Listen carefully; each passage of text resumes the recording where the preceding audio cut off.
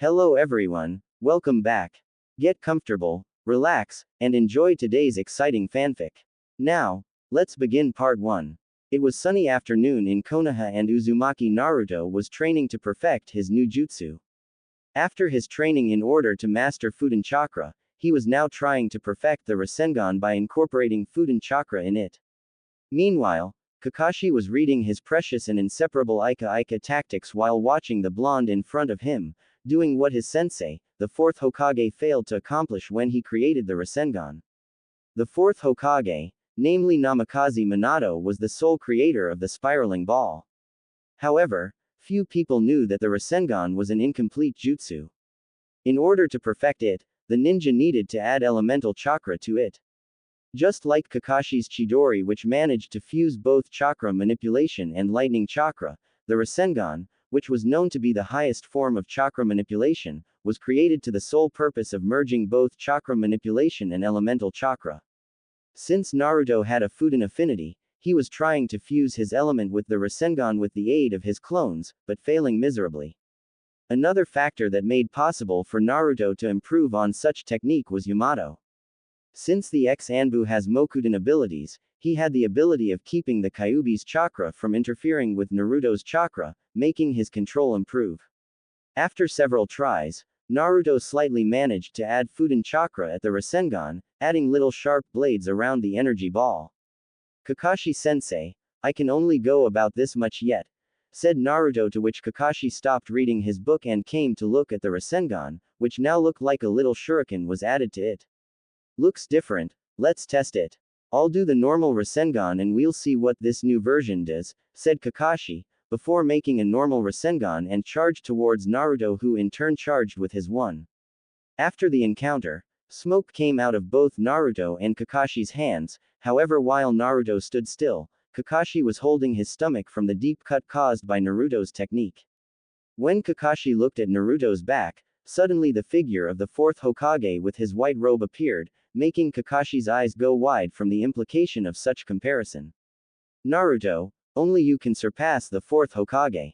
Keep like this and you'll be the one who finish sensei's work, thought Kakashi as he got up and went to congratulate Naruto on adding Fuden chakra to the Rasengan, even though he knew that the technique was far from mastered, being still room for improvement. Congratulations, Naruto. You made it. Although you still need to improve, said Kakashi, smiling to Naruto, who in turn scratched the back of his head and laughed back at Kakashi. Thanks, Kakashi-sensei. Just a little more and I can finally reach Sasuke's level, said Naruto, shooting his arms high, making Kakashi smile in recognition. However, Kakashi wasn't aware of the fact that the blonde's behavior was just a mask to hide his true self. When Naruto was a little boy, he was always mistreated by Konoha's population, just because of what was kept inside his body. However, one time when Naruto was 8, he was being chased by a couple of Chunins.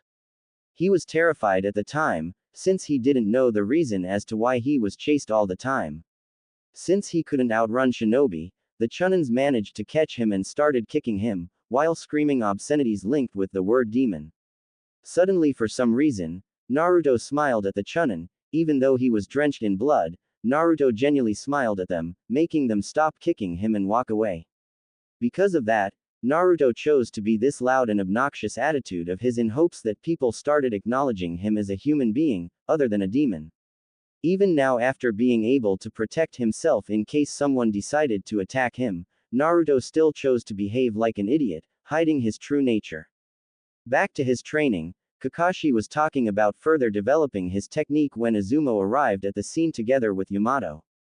Upon seeing the pair, Kakashi was suspicious that something bad happened, but he couldn't put himself to figure out.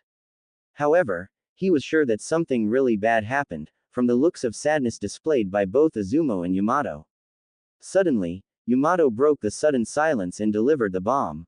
Sarutobi Asuma is dead, said Yamato, making Kakashi's eyes go wide and Naruto to lose focus on his eyes and start remembering of his interactions with the deceased bearded shinobi. Kakashi, however, demanded to hear what happened, to which Izumo said that his team consisted of Shikamaru, Katetsu, Asuma and himself faced 2 Akatsukis and one of them killed Asuma. Upon hearing that, Naruto paled. One of his worst nightmares was that people died because of him, or rather because of what he contains. Right now, Naruto was looking down in shame from hearing about people dying because of him, which didn't go unnoticed by Kakashi, but he decided to let it go, since he figured that Naruto was taking the news just now and had to come in terms with what happened before moving on. Little did Kakashi know that right now Naruto had just dropped his mask. After delivering the news, Azuma left, leaving Kakashi, Yamato and Naruto hanging there looking at the ground. Before Azuma left, he said that the funeral would be at 5 p.m. at Kurenai's apartment. Heading to the red-eyed Kunoichi's apartment, Shikamaru was to carry a message to her. However, he was new at this, since he never brought news such as this before to anyone ever in his life, and not knowing how Kurenai would react, Shikamaru was afraid for who she carried inside her. Asuma told him right before he closed his eyes, that he and Kurenai were expecting a baby together, and depending how she took the news, the baby could be lost as a result. However, he made a promise to Asuma as well as to the Hokage that he would tell Kurenai about what happened. Upon arrival, Shikamaru rang the bell to Kurenai's door before waiting for the Kunoichi to open it. A couple of minutes after, and a few more bell ringing courtesy of Shikamaru, Kurenai opened the door only to see Asuma's student with a serious yet down look on his face. Kurenai for her part was having bad feelings about the bearded shinobi, and while in her line of work, death was a common occurrence, she could not admit the fact that Asuma would get killed while on a mission, considering the fact that he happens to be one of Konoha's elite junins. However, upon seeing Shikamaru looking like that and the fact that he happened to be standing near her door, it could only mean that the issue involved her to some degree. Yes, Shikamaru, said Kurenai before seeing the Chunin raise his face up to eye contact with the brunette, who caught a glimpse of a single tear running down his face, just before he dropped the news that immediately killed her from the inside. Kurenai-sensei. Asuma-sensei is dead, whispered Shikamaru, making Kurenai's pupils lose their focus, and suddenly open tears starts to follow down her cheeks as she throw herself to the ground, screaming for Asuma's name in hopes that the bearded man suddenly appears and envelop her in a hug. Seeing this, Shikamaru kneeled down as to comfort her the best way he could. As Shikamaru heard the girl sob on his shoulder, Shikamaru just closed his eyes, while remembering his interactions with his sensei along the way from his genin exam until the day he died. Shikamaru often beat himself because of not thinking of a way to save his sensei's life, however, being the analytical genius he was, he couldn't think of any solution to it. Not that it mattered anyway, since his sensei's life was now lost. However, as Kurenai stopped crying, his ear caught glimpse of the older girl whispering something. Shikamaru, tell me what happened to my Asuma? Asked Kurenai, to which Shikamaru started relating the story, while looking down. We encountered two members of Akatsuki. After that, our team engaged against them, however even though we were able to hold them back a little bit, one of the member did some sort of spell using Asuma's blood, therefore transferring all the pain of his body to Asuma's. And without even slight of hesitation, the man known as Hidan took a long dagger and pierced his heart, transferring the blow to Asuma's body, killing him in the process, said Shikamaru before suddenly seeing Kurenai's eyes flash with anger, which made him wonder if the girl would hunt Akatsuki. However, Kurenai wasn't thinking about Akatsuki at all. Well, not directly anyway. The reason she was angry was the reason why those S-ranked missing nins were near Konoha in the first place and then killing her beloved Asuma. She knew who those men were after, and since emotion was clouding her judgment at the moment because of the shock of losing her husband, Kurenai was actually blaming Naruto for the death of the only man she ever loved. Come to think about it, Naruto was the sole reason as to why those monsters came to Fire Country, and therefore he was the cause of Asuma's death. Shikamaru, still oblivious to what Kurenai was thinking, only managed to see her turn her back to him and walk inside her apartment, slowly closing the door and giving him an understanding look, since she knew how Asuma cared for the Nara genius. Upon seeing this, Shikamaru turned and walked away towards his home where he was supposed to get dressed to the funeral. However, he couldn't get himself to attend to the funeral. Therefore, the only place he could go, the place where his memories laid regarding his sensei, was his house's porch where he played shugi with Asuma. At the Nara residence, upon arrival, Shikamaru simply placed the pieces and began playing by himself, oblivious to the fact that his father Nara Shikaku was watching his son since he arrived home. Shikaku was aware of Asuma's death on the hands of Akatsuki and was sad that Shikamaru had to witness his sensei get killed in front of him. However, death was a part of being a shinobi and therefore Shikamaru needed to come in terms with such facts, since the boy, while smart, was still young in regards to experience. Back to Shikamaru, he just kept playing shugi, while the funeral was taking place at this moment. At the funeral, Naruto, upon becoming aware of someone dying because of him, was deeply hurt. He had swore some time ago in silence that the Kyuubi wouldn't cause any more pain to others ever again and that he would take care of that himself. Now, however, seeing that Asuma-sensei was killed because of the Kyuubi, Naruto was at loss of what to do.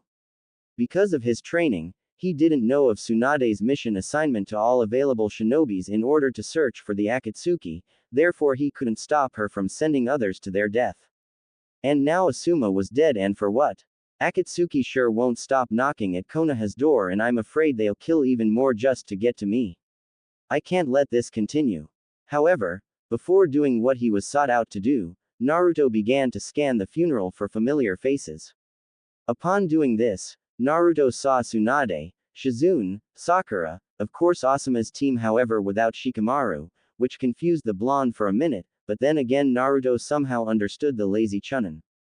Growing up through pain and suffering, Naruto could sympathize with the lazy Chunin. Upon more scanning, Naruto located Konohamaru crying and went there to comfort him by hugging the little genin. At last, Naruto's eyes caught glimpse of Team 8's Junin sensei carrying a bouquet of roses in memory of Asuma. Upon further look, Naruto realized that Kurenai, even though obviously sad for Asuma, was looking at him as if she wanted to kill the blonde. Naruto knew that look since it pretty much appeared on his life daily. That look came from all Konoha citizens who mistook him from the Kyuubi reincarnated. Nevertheless, this time Naruto looked down, but which was once disappointment and sadness, now was filled with shame and guilt, which didn't get unnoticed by the silver-haired Junin who happened to stand near him together with Yamato. Kakashi for his part was wondering what Naruto was thinking. He saw the look of guilt clearly and was afraid to even think that Naruto would consider himself to blame for what happened with Asuma and Akatsuki. However, Kakashi saw Naruto turn and walk towards Kurenai and now was found suspicious of the blonde's intentions. Naruto for his part, upon seeing the look displayed by Kurenai, turned to walk towards her with a single intention. He knew now that what happened was because of him, and if he wasn't in Konoha or either from the hidden village, no one would have to suffer again. Upon arrival next to Kurenai, he noticed that the glare was intensified, therefore taking away any doubts he had on what he was about to do. Kurenai-san, I feel terribly sorry for what happened to Asuma-sensei. Started Naruto, but was cut off by Kurenai, who chose this time to use Naruto as a scapegoat for all her negative feelings right now. Sorry. You are sorry. If it wasn't for your presence here, none of this would have happened. Konoha would be fine and I'd have Asuma here with me. Now tell me, what part do you say you're sorry about? Screamed Kurenai once again in sobs, earning everyone's attention, including the Hokage, Shizune and the Rookie 9. Upon hearing this, Naruto looked down once again in shame and started talking with a voice that no one has ever heard coming out of the blonde's mouth. You're right, Kurenai-san. It's because of me that Asuma's dead, and it's because of me that Konoha is at risk of attacks, said Naruto, making everyone flinch to hear the once flooded with happiness, sounded like someone who did a wide list of sins throughout his existence.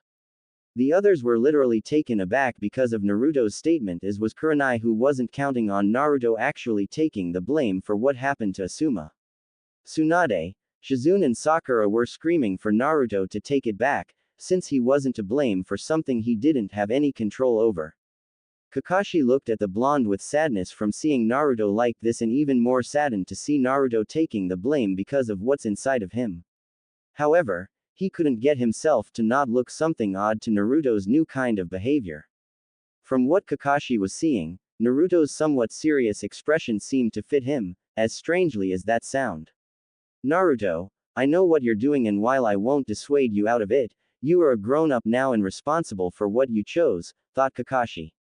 Kurenai-san, I have a last favor to ask of you. Take this kunai and shove it in my heart.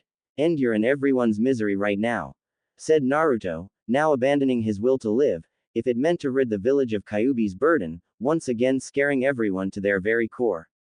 Kurenai for once took the kunai and started looking at it and then to Naruto who by now was with his eyes closed, waiting for the finishing blow. Upon seeing the blonde submitting himself to her wish, Kurenai was in turmoil. She blamed him for what happened to Asuma and for as most as she wanted to avenge the bearded shinobi, she just couldn't put herself to do it. Therefore, Kurenai threw the kunai on the ground and ran towards her apartment for safety, leaving Naruto to pick the kunai that was to be aimed at his heart and end all the misery. However, Naruto didn't even see the slap that hit his face. While not even carried with chakra, the slap was channeled with sadness and disappointment. When Naruto looked up, he met the eyes of Tsunade who upon seeing Naruto's eyes, which once was ocean blue, so full of life, now was dark blue, filled with void and dread. Tsunade couldn't bring herself to open her mouth after such interaction. She was going to teach the brat not to waste his life like that, however upon seeing Naruto's face, Tsunade suddenly couldn't see the Naruto she once knew. Naruto for his part seeing that Tsunade wouldn't talk turned away towards the Hokage monument.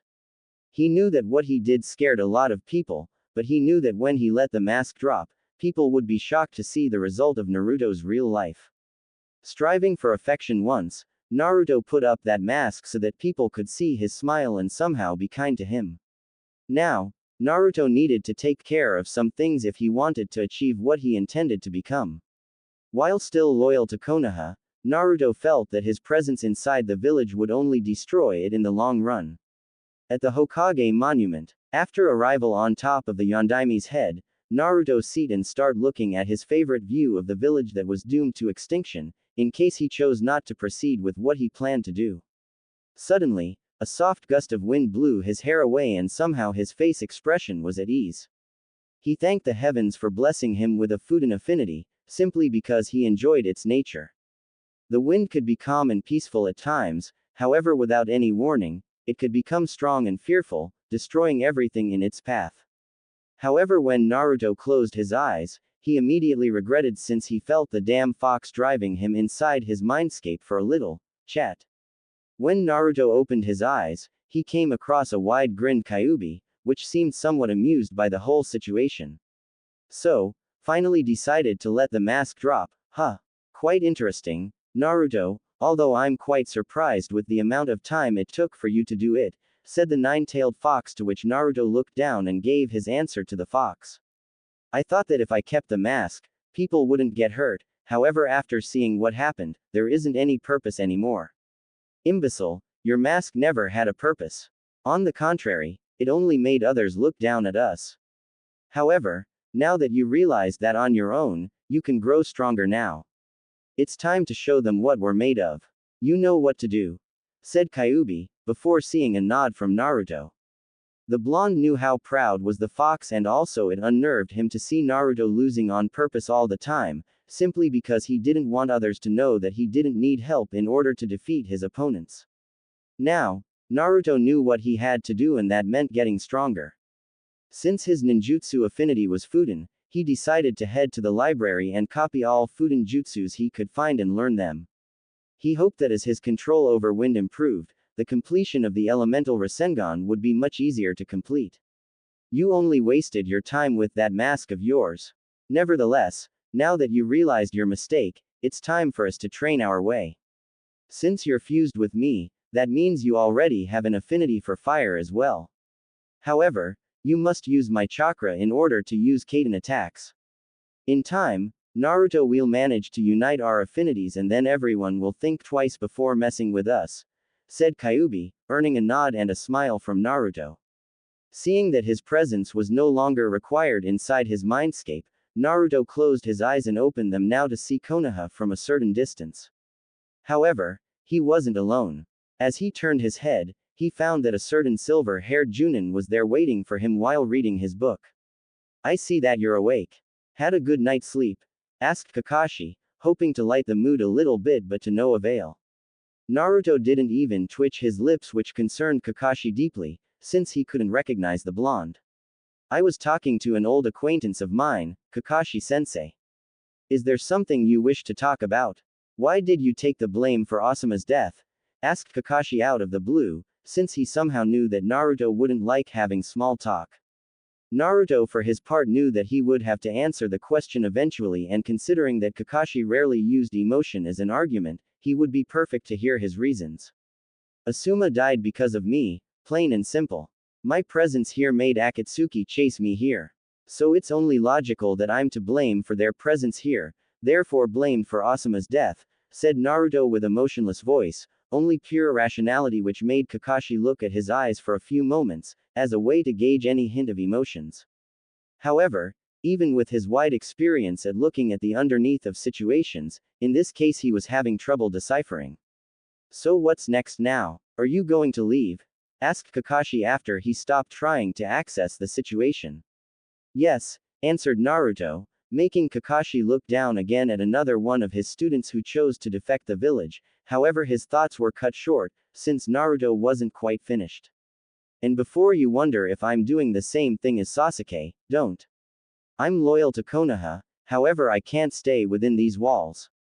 Well, you're a smart guy, you'll figure out, said Naruto, lifting and turned back to back with his sensei, who by this time already knew what Naruto intended to do. You want to become a hunter nin, aren't you? Asked Kakashi, though it was more like a statement than a question. You're not strong enough to fend for yourself, stated Kakashi, using his last resort to convince him to stay, however to no avail since the blonde's mind was already settled. That's for me to worry about. Not you, said Naruto before vanishing within a swirl of leaves, leaving Kakashi alone on top of his sensei's head. Ah, Minato-sensei, he is as stubborn as I was, isn't he? With Naruto. After leaving the monument, Naruto went towards the place he knew where all of the techniques would be located. Already packed with a couple of scrolls in order to copy all the Fuden ninjutsu and its theories, Naruto stopped right in front of the library. When he entered, he proceeded to look at the many shelves that happened to be packed with books and scrolls. After a while, he reached a roll with the word ninjutsu in it and went along the roll in order to find the Fuden section. Upon arrival, he came across the Fuden section, slightly disappointed to see that compared to other elements, Fuden was the least popular area of the library. Still, he thought that would at least a dozen Fuden jutsus for him to use. Of course, Naruto intended to learn Kaden ninjutsu as well, but since Kyuubi told him that it would teach him later on, he decided to focus entirely on Fuden. Quickly picking the scrolls, he positioned them on top of the tables near him and proceeded to copy all of them.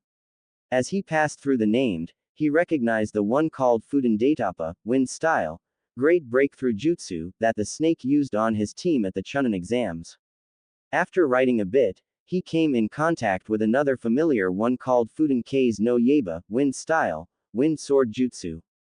He remembered hearing something about Hayate's wound being caused by a sword made of wind.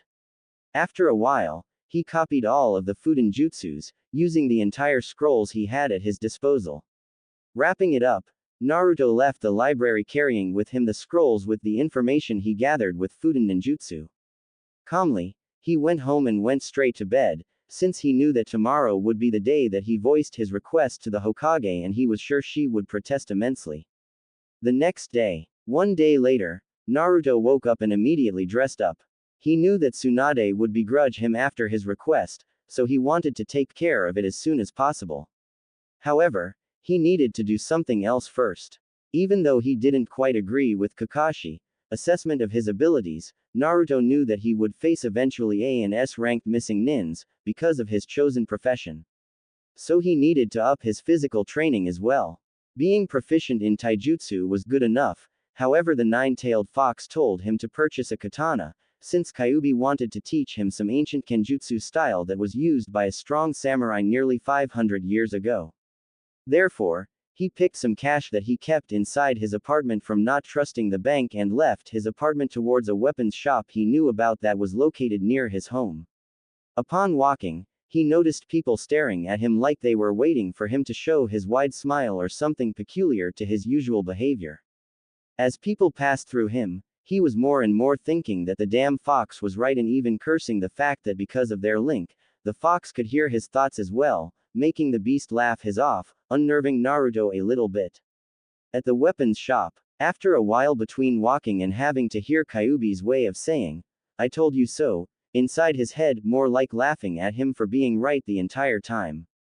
He gauged the place from outside a little bit and shrugged it off since he didn't care for appearance. In fact, he knew that appearances were what made his life a living hell in the first place. As he entered, he was astonished to see that the store could easily fill an army.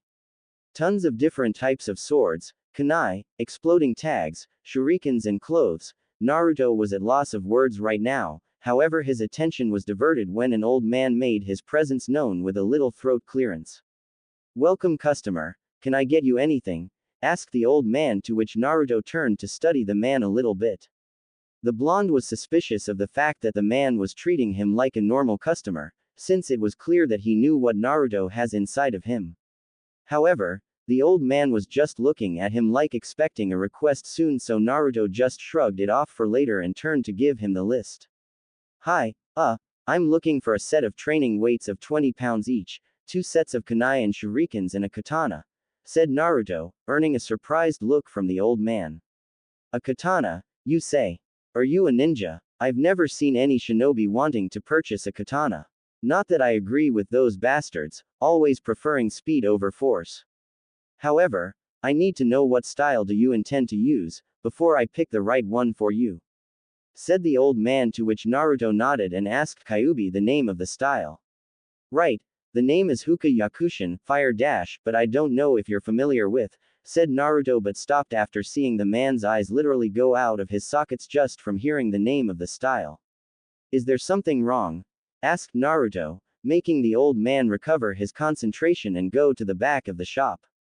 "You wait right here. I have the perfect one for you," said the old man, getting a nod from the blonde, who by now was asking questions to the fox. "What was that all about?" said Naruto, only for Kyuubi to hear. The man was astonished simply because of such an ancient kenjutsu style. "If I would guess, I'd say the man has a lot of knowledge regarding kenjutsu.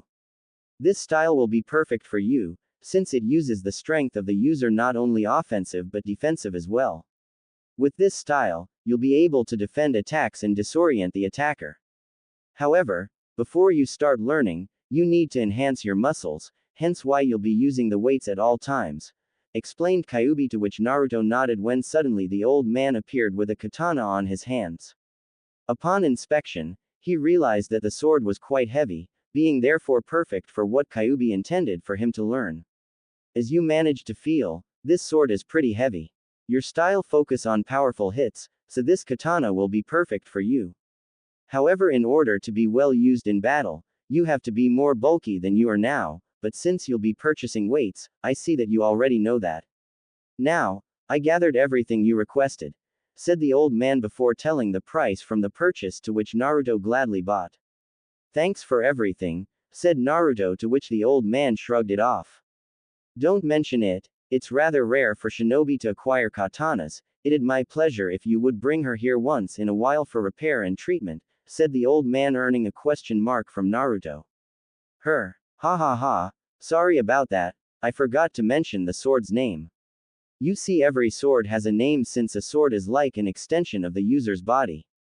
This one is called Furasere, free spirit," said the old man, receiving a nod as well as a smile from Naruto, who in turn liked such a name. "I like that. What's your name, son? I'd like to know the name of a customer who shares the same view as I do concerning katanas," asked the old man, to which Naruto quickly responded by saying his name and waiting for him to say his own. "Nice to meet you, Uzumaki Naruto. My name is Higurashi Akito," said the old man.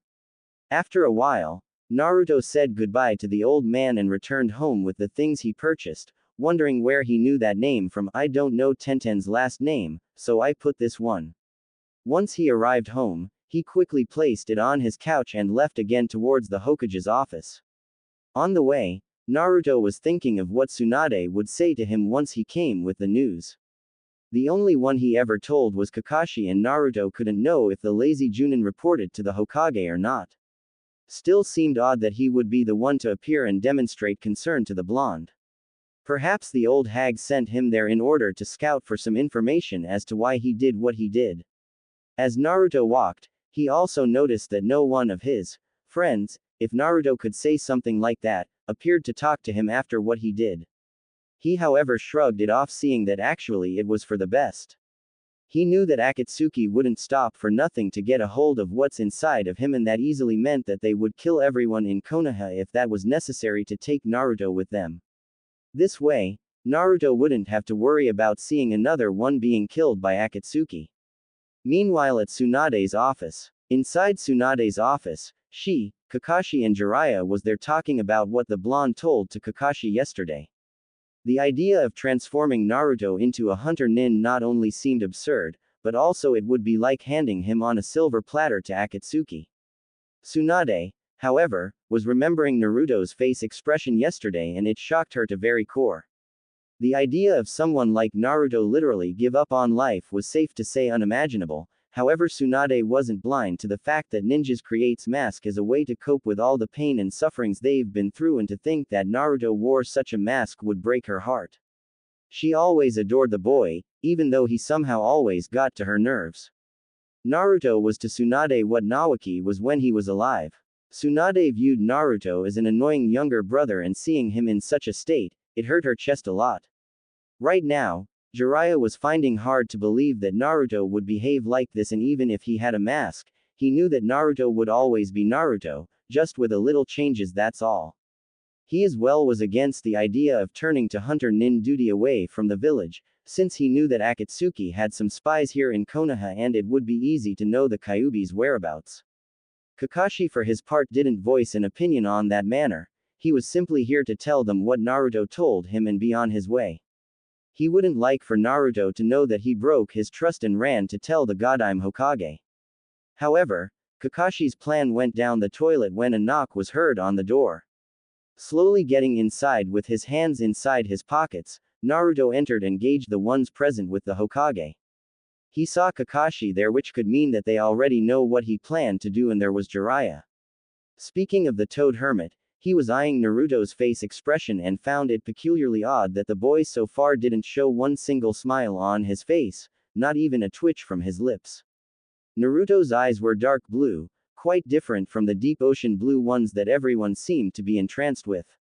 Another different aspect was that Naruto chose to knock on the door before coming in, when before he would just barge it in and make his presence known. Tsunade looked at him and was sad to see that Naruto was still showing that look. That look that was only present when a person comes in terms with his haunted past and no longer tries to avoid it. And suddenly a realization dwelled inside her head: Naruto had acknowledged the Kyuubi. It was the only way he would take the blame for Asuma's death like that.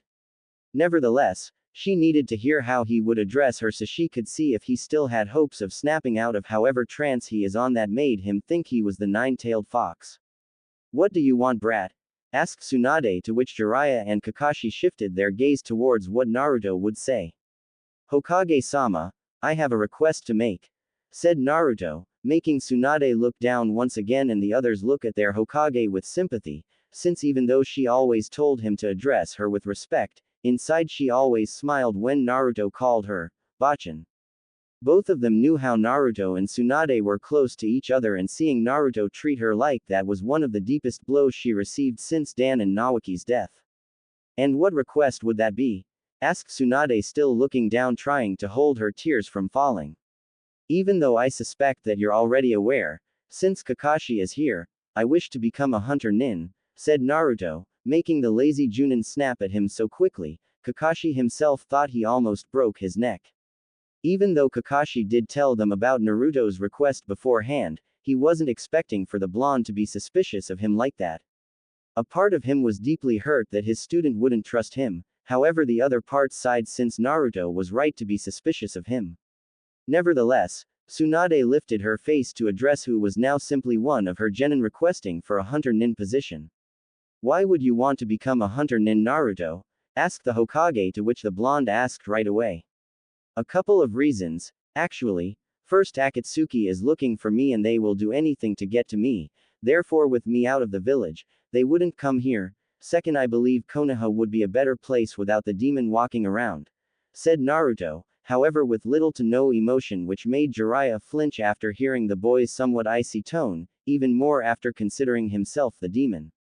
Seeing Tsunade not even trying to convince Naruto to stay, Jiraiya moved to the Akatsuki argument. Naruto, think about what you want. If Akatsuki knows that you're out of the village, they'll come for you. You're not ready yet to face them on your own. Also, how long do you think it'll last before they know that you became a hunter nin? Asked Jiraiya, using it more as a statement than a question. However, Naruto interpreted as a question and proceeded to relate his plan.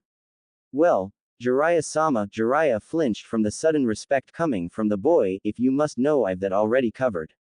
First of all, I would request 2-month training in order to perfect mine and Kyuubi's affinities and then proceed to hunter nin duty. Now regarding the information leaking, my plan is to give me a codename and hide the file deep within the Hokage's desk or even vault if necessary. With my identity being regarded as sheet death, no one will know that it would be me and therefore no one will know of where I am, said Naruto before seeing everyone gasp upon hearing Naruto's plan. All of them were impressed of Naruto's strategy and all of them realized that if they followed Naruto's plan, no one would sneak on the Hokage's office just to see Naruto's hunter nin identity. However, while his plan was ingenious to say the least, both Jiraiya and Tsunade suddenly remembered that they have to dissuade him of what he plans to do. Naruto, think about this. What about your friends? They would be devastated to see you leave like this, said Tsunade. What's the point of hiding my identity, if I were to tell anyone else about it? The less they know about me, the better. Asuma's death awoke me to see that the longer I stay in Konoha, more people will be killed by Akatsuki, and therefore I plan to serve Konoha outside its borders while training to exhaustion and eliminate them for good, said Naruto, gaining understanding nods from everyone present in the room that happened to agree that if Naruto were to be a hunter nin and also hide his identity, the less people who knew about it, the best. However, there still remained the fact that the rookie 9 would ask questions about him and Tsunade very well knew about that. Very well, Naruto. I see that your mind is set up for this. I will not dissuade you out of it. I'll also grant you 2 months of training and then I'll be sending your mask and an updated copy of our bingo book. Now, one more thing I should ask, since you pretty much thought of everything. What should I tell in case anyone asks about you? What should I say? Asked Tsunade, to which Naruto turned to think a little bit. He wasn't considering that situation, however he didn't have much to think about it, since he had the perfect idea. I doubt that anyone will ask about my whereabouts, so keep throwing solo missions for me. Tell them Jiraiya here is training me in information gathering and tell them I'm meeting his spying network and introducing myself to them. Explained Naruto, to which Jiraiya laughed a little bit, since he would eventually send the blonde to meet his spy network in the future. How long have you been planning all of this, Naruto? How the hell could you believe that it would be best for you to leave? Huh? Screamed Tsunade at loss of what she should do, since Naruto had beaten all their arguments like they weren't worth even mentioning. What can I say? 2 heads think better than 1, I guess. Now that I have clearance to do what I requested, I shall leave you be, Hokage-sama, said Naruto before turning and leaving through the door while all the people present were staring at his back. After he closed the door, Tsunade scowled him for deliberately betting his life like that, to which Jiraiya sighed, seeing that in fact this Naruto wasn't the Naruto he came to know. Also Jiraiya was wondering about some of Naruto's words. He mentioned about mastering his and Kyuubi's affinity, which was odd considering that not only Jiraiya didn't teach him elemental ninjutsu, but also nobody knew what Kyuubi's affinity was. Also he said that 2 minds think better than 1, so that must mean that the Kyuubi is aiding him in this quest. Jiraiya now was at loss on what to think of this situation, however he would be a fool if he would sit around and miss Naruto and Kyuubi's idea of training. With Naruto now walking straight to his apartment in order to study the theory behind the jutsus, Naruto started to ponder about his interaction with Tsunade and Jiraiya in regards to becoming a hunter nin. He actually felt it went well, despite the fact that Tsunade was visibly angry at him for requesting such a thing. Underestimation is one of the main reasons a powerful opponent loses his battle, said Kyuubi, pretty much answering Naruto's hidden questioning.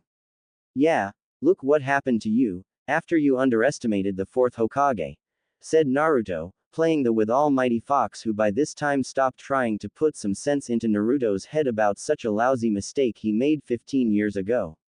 Quit trying to mock me, I'm serious.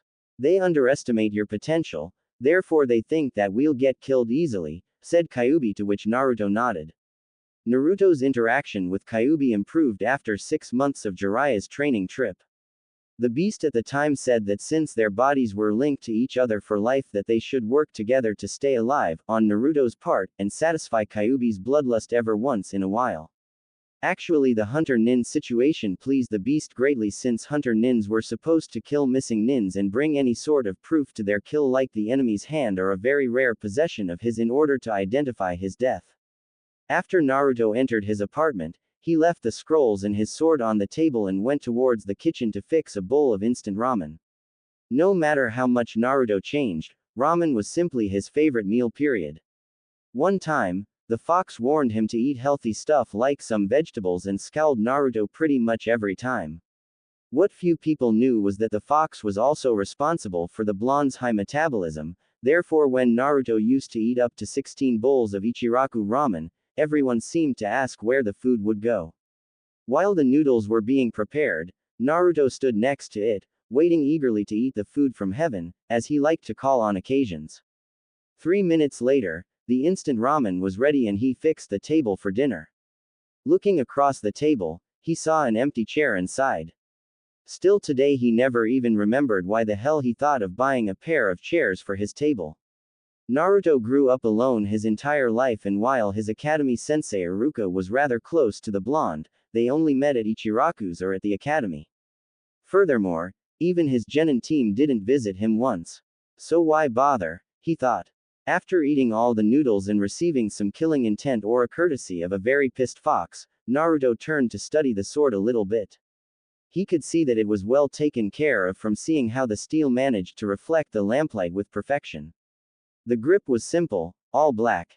In fact, Naruto never once considered personalizing the katana to suit his style, simply because he couldn't think of any symbol to put. As he yielded it off the holster, Naruto had to force his arms in order to move the sword around, simply because it was so damn heavy to move with it. The heavier it is, the better it goes for training. Not only will help your kenjutsu style, but also improve your muscle mass. Sometimes, you have to rely on physical abilities in order to win a fight, therefore you are going to train your body to the ground, and while you do that, your clones will be learning Fuden ninjutsu from the scroll and Kaden ninjutsu from me, said Kyuubi, to which Naruto nodded his consent and then put the sword back in the holster. Speaking of jutsus, we're going to be up all night, reading all this information. In that case, I'll be fixing a bowl of, said Naruto, but was interrupted by the sudden yell from Kyuubi, who threatened Naruto that if he were to eat another bowl of ramen today, that he would throw everything up. Needless to say, Naruto stopped thinking about the noodles, since he didn't like the idea of throwing ramen away. Okay, damn it, I won't eat ramen tonight, mumbled Naruto, earning a satisfactory sigh from the fox. After the little interaction, Naruto started reading the first scroll, which made an introduction to Fuden ninjutsu. Upon reading, he realized that Fuden techniques were divided into 2 categories: sharpening the wind of cutting and slashing, or enhancing the strength and speed of the wind, which meant that he would need to practically master both of them. Well, more like the second one, since Naruto already knew who to cut using Fuden chakra from Kakashi and Yamato's training before. Therefore, he kept reading line after line with great interest. By tomorrow this time, Naruto hoped to understand the technique's concepts and just make the clones practice the technique. Kyuubi said that on the first month his clones would only be learning Fuden ninjutsu, and the second one, they will be learning Kaden. While the clones are doing ninjutsu, the real Naruto would do physical exercises, incorporating taijutsu, kenjutsu and bodybuilding workouts. 2 hours later, Naruto still didn't finish reading, but from the looks of it, he wasn't even worrying about a night's sleep, from being so immersed in mastering all the Fuden jutsus and possibly the Kaden jutsus in the future. He grinned at the prospect of fusing his techniques with Kyuubi's, simply because of how the wind affects Kaden techniques. After another hour, Naruto managed to finish the scrolls, which he was proud to have been able to memorize the theory. Great, now to practice, thought Naruto, to which Kyuubi snorted at the boy's naivety. I hope you aren't thinking of being able to master all of them tomorrow, are you? 'Cause that would be the most stupid thing you've ever said. laughed Kyubi, earning a scowl from the blonde. No, of course not, although I'm already able to use Fuden chakra, I'm not even close to doing a single Fuden jutsu yet. Do not worry, Fox, if it's one thing I'm not, is being a genius. I just hope that at least I can manage to learn all of them in a week or two, so that the rest, I can practice doing it and hopefully master, said Naruto, earning a nod in recognition from the fox. Good, now training tomorrow will be tough on you. So I suggest that you rest a little so that you don't complain at me tomorrow, said Kyubi, to which Naruto just ignored and went to sleep. The next day, as the sunlight engulfed Naruto's apartment, he opened his eyes and got off his bed. Walking slowly towards the little balcony of his apartment, he turned to look at the rather pleasant view of Konoha and the Hokage monument. However, his eyes were as always focused on a certain point, which was the fourth Hokage's head. For some unknown reason, Naruto always looked at the Yondaime Hokage's head, and because of this, he began wondering what would happen if the man was still amongst the living.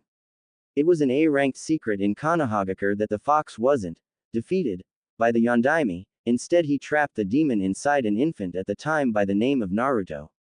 As he closed his eyes, he was suddenly even more relaxed after a soft gust of wind came washing all of his worries and simply transformed them into nothing. For a moment, then, Naruto felt like he could do this all his life.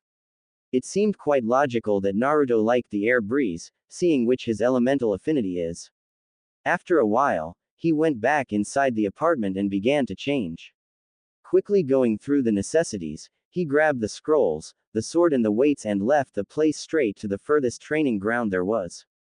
Training ground number 43, being next to the Forest of Death, would be perfect for Naruto to train without being interrupted by someone wanting revenge or one of the rookie 9 asking questions about his action at Asuma's funeral.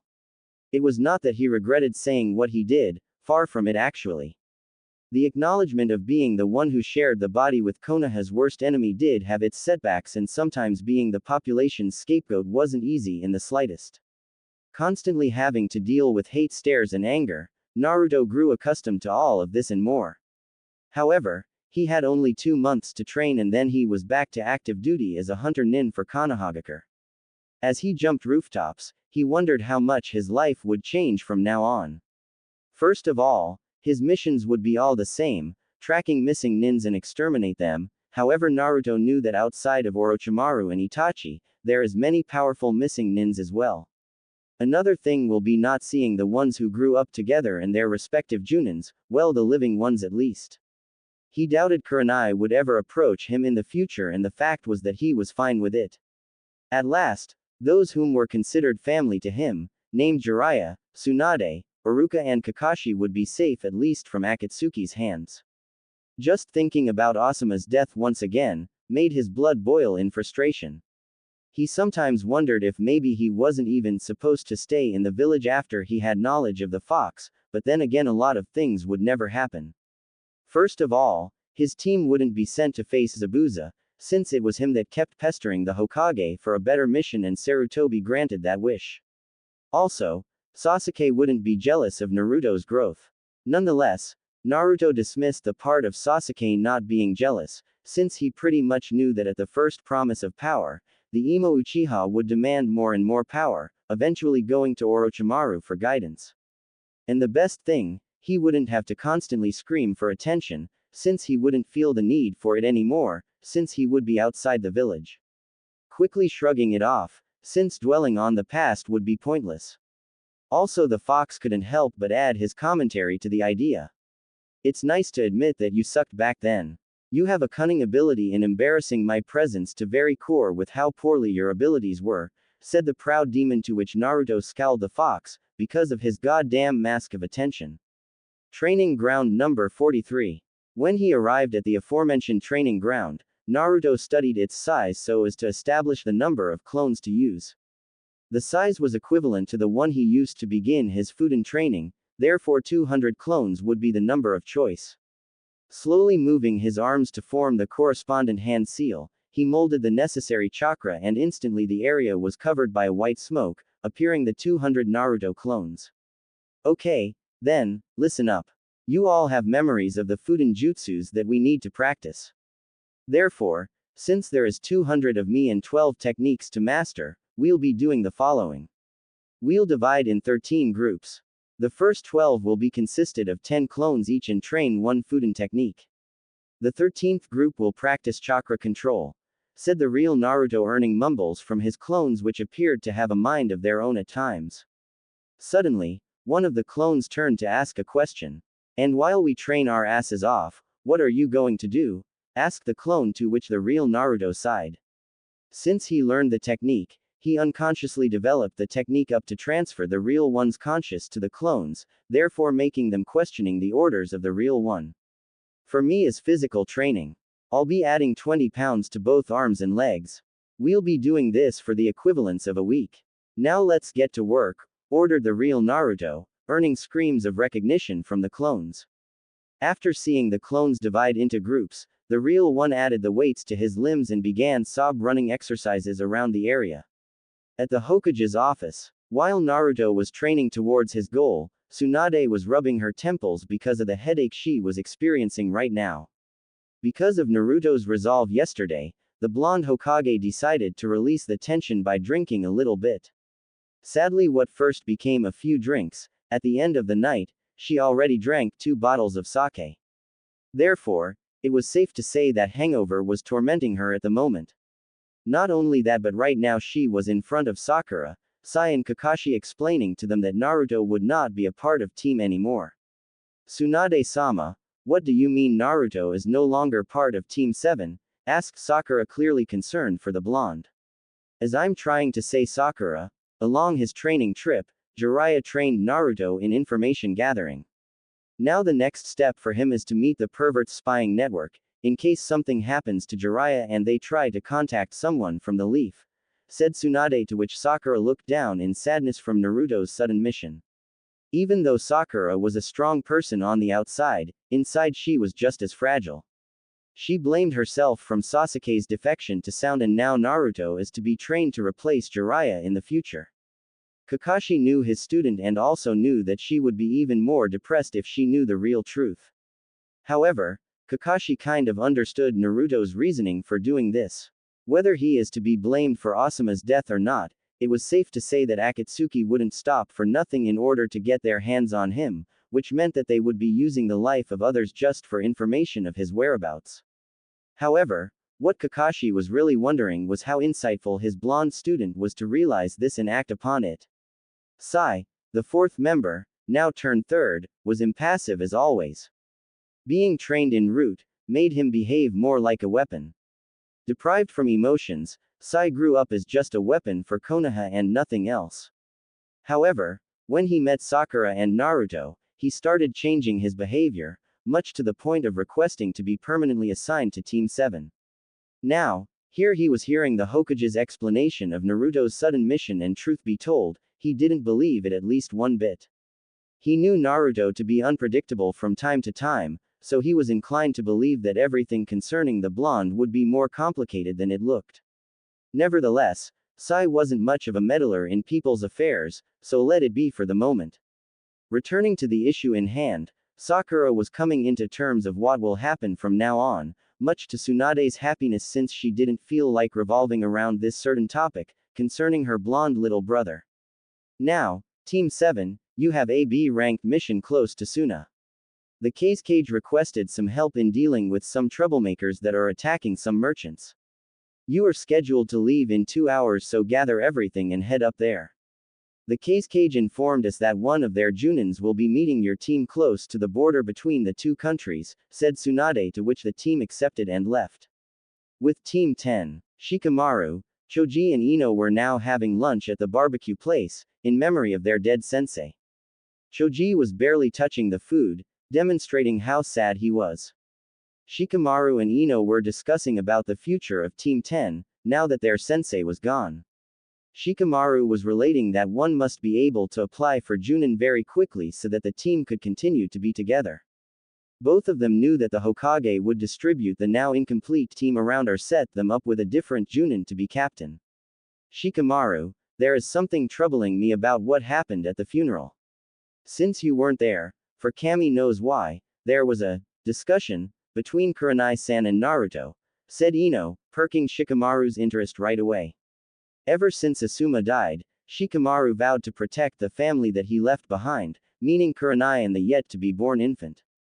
Ino, for her part, upon seeing that the Nara was interested, turned to explain what happened. Along the explanation, Shikamaru's eyes were getting wider and wider, as if it was even possible after some time. However, when he heard that Kurenai called Naruto a demon and Naruto took the blame for his sensei dying, he was speechless to say the least. Shikamaru was considered to have a IQ of more than 200, however no matter how much he tried, he couldn't figure out the reason as to the two's sudden behavior. Resolving on investigating it after lunch or even asking the blonde genin, he shrugged the topic off for now. At the library, after saying goodbye to his peers from Team 10, Shikamaru headed to the library so as to try if he could find something pertaining Naruto and why Kurenai called him a demon in the first place. Quietly moving through the library's shelves, since he practically memorized them, Shikamaru went straight for the history section. He thought that if he could see what happened during the time of Naruto's date of birth until today, he could get the answer that he was looking for. Upon looking at the shelves, Shikamaru found the history book of Konoha. Inside there was all the facts that occurred in Konoha from the date of the village's foundation until today. Since Naruto was his age, of course, he flipped directly to the date when Yondaime was instated as Hokage of the village and go forward from there. As he flipped through the pages, he saw Konoha's victory on the last shinobi war against Iwa, courtesy of the Yondaime's Rasengan and Hiraishin no Jutsu. No matter how much people said, Shikamaru couldn't possibly believe that a single man was responsible for winning a war, no matter how strong the guy was. Furthermore, Shikamaru focused on the part when Yondaime managed to beat the nine-tailed fox Kyuubi no Yoko at the cost of his life. As he was reading the story, he came upon the specific paragraph. Tsunamis and earthquakes being caused by a simple wave of its tail, the Kyuubi no Yoko was an immensely powerful demon that descended upon Konoha. After consecutive attacks from Konoha's elite shinobis, it still wasn't enough to overcome the demon that somehow chose to bring his wrath to Konoha. It took our strongest shinobi, Namikaze Minato, the instated Yondaime Hokage, to use all his power to defeat the almighty demon, however not without the cost of his own life. After the monster's defeat, Konoha was divided among happiness and terrible misery, happiness because of the demon's defeat but sadness from the loss of Konoha's strongest Hokage. After reading it another time, Shikamaru felt a sudden appreciation for what the Yondaime Hokage did for the village. Because of him, his family and friends was able to live in peace. Quickly dismissing such an event, Shikamaru sighed since other than this incident and the Sand Sound invasion, nothing much happened, therefore, he couldn't find anything related to Naruto at all. So why, Kurenai, one of Konoha's Junin, would call Naruto a demon, he thought. Shikamaru wasn't dumb to know that certain events, depending on its importance, wouldn't be listed in books for the public to read. Therefore, he assumed that the blonde was a part of an A-ranked secret to which only Junin and above would have access to. Taking this thought into consideration, Shikamaru flipped the book to the Kyuubi part once again, since the word demon would only be associated with the Kyuubi. Looking at the monster's photo, he began to compare the fox with Naruto, trying to find at least something. However, other than whisker marks, he had nothing. On second thought, why would Naruto even have whisker marks in the first place, he thought. Right now, Shikamaru was sweating profusely upon the indication that Naruto and the Kyuubi are somehow linked. Shikamaru was surprised to see that the monster's incident happened the same day of Naruto's birthday, which was strange, considering that the blonde was an orphan, so maybe Naruto's parents were killed by the Kyuubi. A lot of ideas were passing through his mind right now, but not one of them involved Naruto actually being a demon. So the question remains, why would Kurenai say that he is a demon? He thought, well, more like rubbing his temples for not being able to find the answer. Looking at the time, he realized that he just spent over 2 hours in the library and still wasn't even remotely near the answer. Deciding to dwell on it from a different approach, Shikamaru moved to see how the fourth defeated the monster. Suddenly, just like some say that in order to remember something, you need to think of something else, a thought came barging in and Shikamaru remembered of Naruto's fight against Neji at the Chunin tournament. At first, Naruto's chakra color was blue, quite the same as anybody else, which to Shikamaru proved that he was human. However, during the fight, Naruto's chakra color somehow changed to a red appearance. It was there that Shikamaru cursed his overgrown curiosity for the first time in his life. Sweet Kami, two different chakra sources. Naruto's chakra is blue, while Kyuubi's chakra is red, thought Shikamaru as he imagined a line splinting Naruto's image with being in the left side, Naruto representing the blue chakra and on the right, Kyuubi representing the red chakra. As Shikamaru was dwelling on the discovery, one silver-haired Junin was there reading the latest edition of Ika Ika when he spotted the pineapple head looking at a picture of the Kyuubi with a face peculiar to someone who went to hell and back twice. Sighing, Kakashi concluded that Shikamaru was indeed a genius and thus, the truth would be clear to him. I assume that by the look on your face and the subject you're reading that you know the connection between Naruto and Kyuubi, said Kakashi, making Shikamaru look at him, still looking like shit from such realization. Sweet Kami, is this why Kurenai-sensei called him a demon? Asked Shikamaru, now demanding answers. Relax, I'll explain everything. But first, you are to swear secrecy of this. This is an A-ranked secret, after all. Now, as you already know, the Yondaime was the one who saved Konoha from the fox, however he didn't defeat the demon. The Kyuubi happened to be a creature consisted of pure energy, therefore, it was safe to assume that it didn't have a corporeal form. Being a master of the lost art of Fuinjutsu, sealing technique, Yondaime created a seal that was able to trap the demon and keep it in place. Nevertheless, the demon's jail couldn't be an inanimate object since the Kyuubi would break free in seconds. Also, it couldn't be sealed inside a grown man, since the guy's chakra coils wouldn't resist, therefore, killing him and once again setting the monster free. The Yondaime's only option was to seal the demon inside someone whose chakra coils wasn't developed yet, as a way for the monster's chakra to be able to mingle without so much as damaging the body, explained Kakashi, just waiting for Shikamaru to conclude the line of thinking. Therefore, Yondaime Hokage sealed inside a newborn baby, thus one named Uzumaki Naruto, mumbled Shikamaru, still shocked from the news, to which Kakashi just nodded. Needn't I remember you that sharing this information will be your death penalty? I only told you because you already knew some aspects, said Kakashi, to which Shikamaru nodded in acknowledgement, but being the over-curious and not one bit judgmental, Shikamaru turned to ask. So Kurenai was right, then? Naruto is the demon? Asked Shikamaru, before being able to see Kakashi flinch at such notion. Kurenai was moved by sadness from losing Asuma, so it would be only logical that she used him as a scapegoat. However, Naruto is no demon, he never was, never is and never will be. And before you ask why Naruto took the blame for Asuma's death, while his theory is true from a certain point of view, it's safe to say that Naruto isn't a demon. Said Kakashi, interrupting Shikamaru, which was in fact going to ask that. So, what is his theory?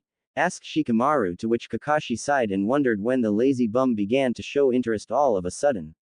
According to him, both him and Kyuubi share one body, therefore he believes that he's Kyuubi just as Kyuubi's him or something like that.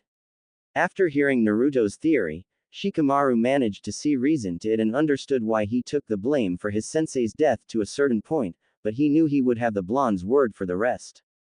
After he once again expressed his reason for keeping secrecy and stood up to leave towards his house, when Kakashi stopped him. Whether you think he is a demon or not, it's your call. Naruto has a lot of people that don't like him, one more wouldn't make a difference, said Kakashi and then left the Nara-chunin. Wondering about the blonde, Shikamaru didn't need to think about it. He knew Naruto wasn't a demon. However, he concurred with Naruto on the point of sharing a body with a demon. After some time of training, the real Naruto was sweating profusely. Today, he thought he exercised more than a whole year without the use of weights. Sure, until then he didn't have the slave driver kind of sensei practically beating him up inside only for Naruto to keep on going. As he was resting the 5 minutes granted by Kyuubi, who in turn was already healing Naruto's strained muscles for the last training run, Naruto suddenly heard shoutings. Futen Daitapa, wind style. Great breakthrough, said one of the clones before exhaling a huge gust of wind towards a huge boulder nearby. Futenkei's no Yaiba, wind style. Wind sword jutsu, shouted another clone, and out of nowhere a tree in front of him was sliced open. Futenkei's no Heigashi, wind style. Furious wind jutsu, shouted another clone, which then was enveloped by strong wind force peculiar to the technique's name. 3 techniques already learned, not bad. I bet the 4th one will be done by the time I end my last run around the training ground, said Naruto before getting up and proceed the running.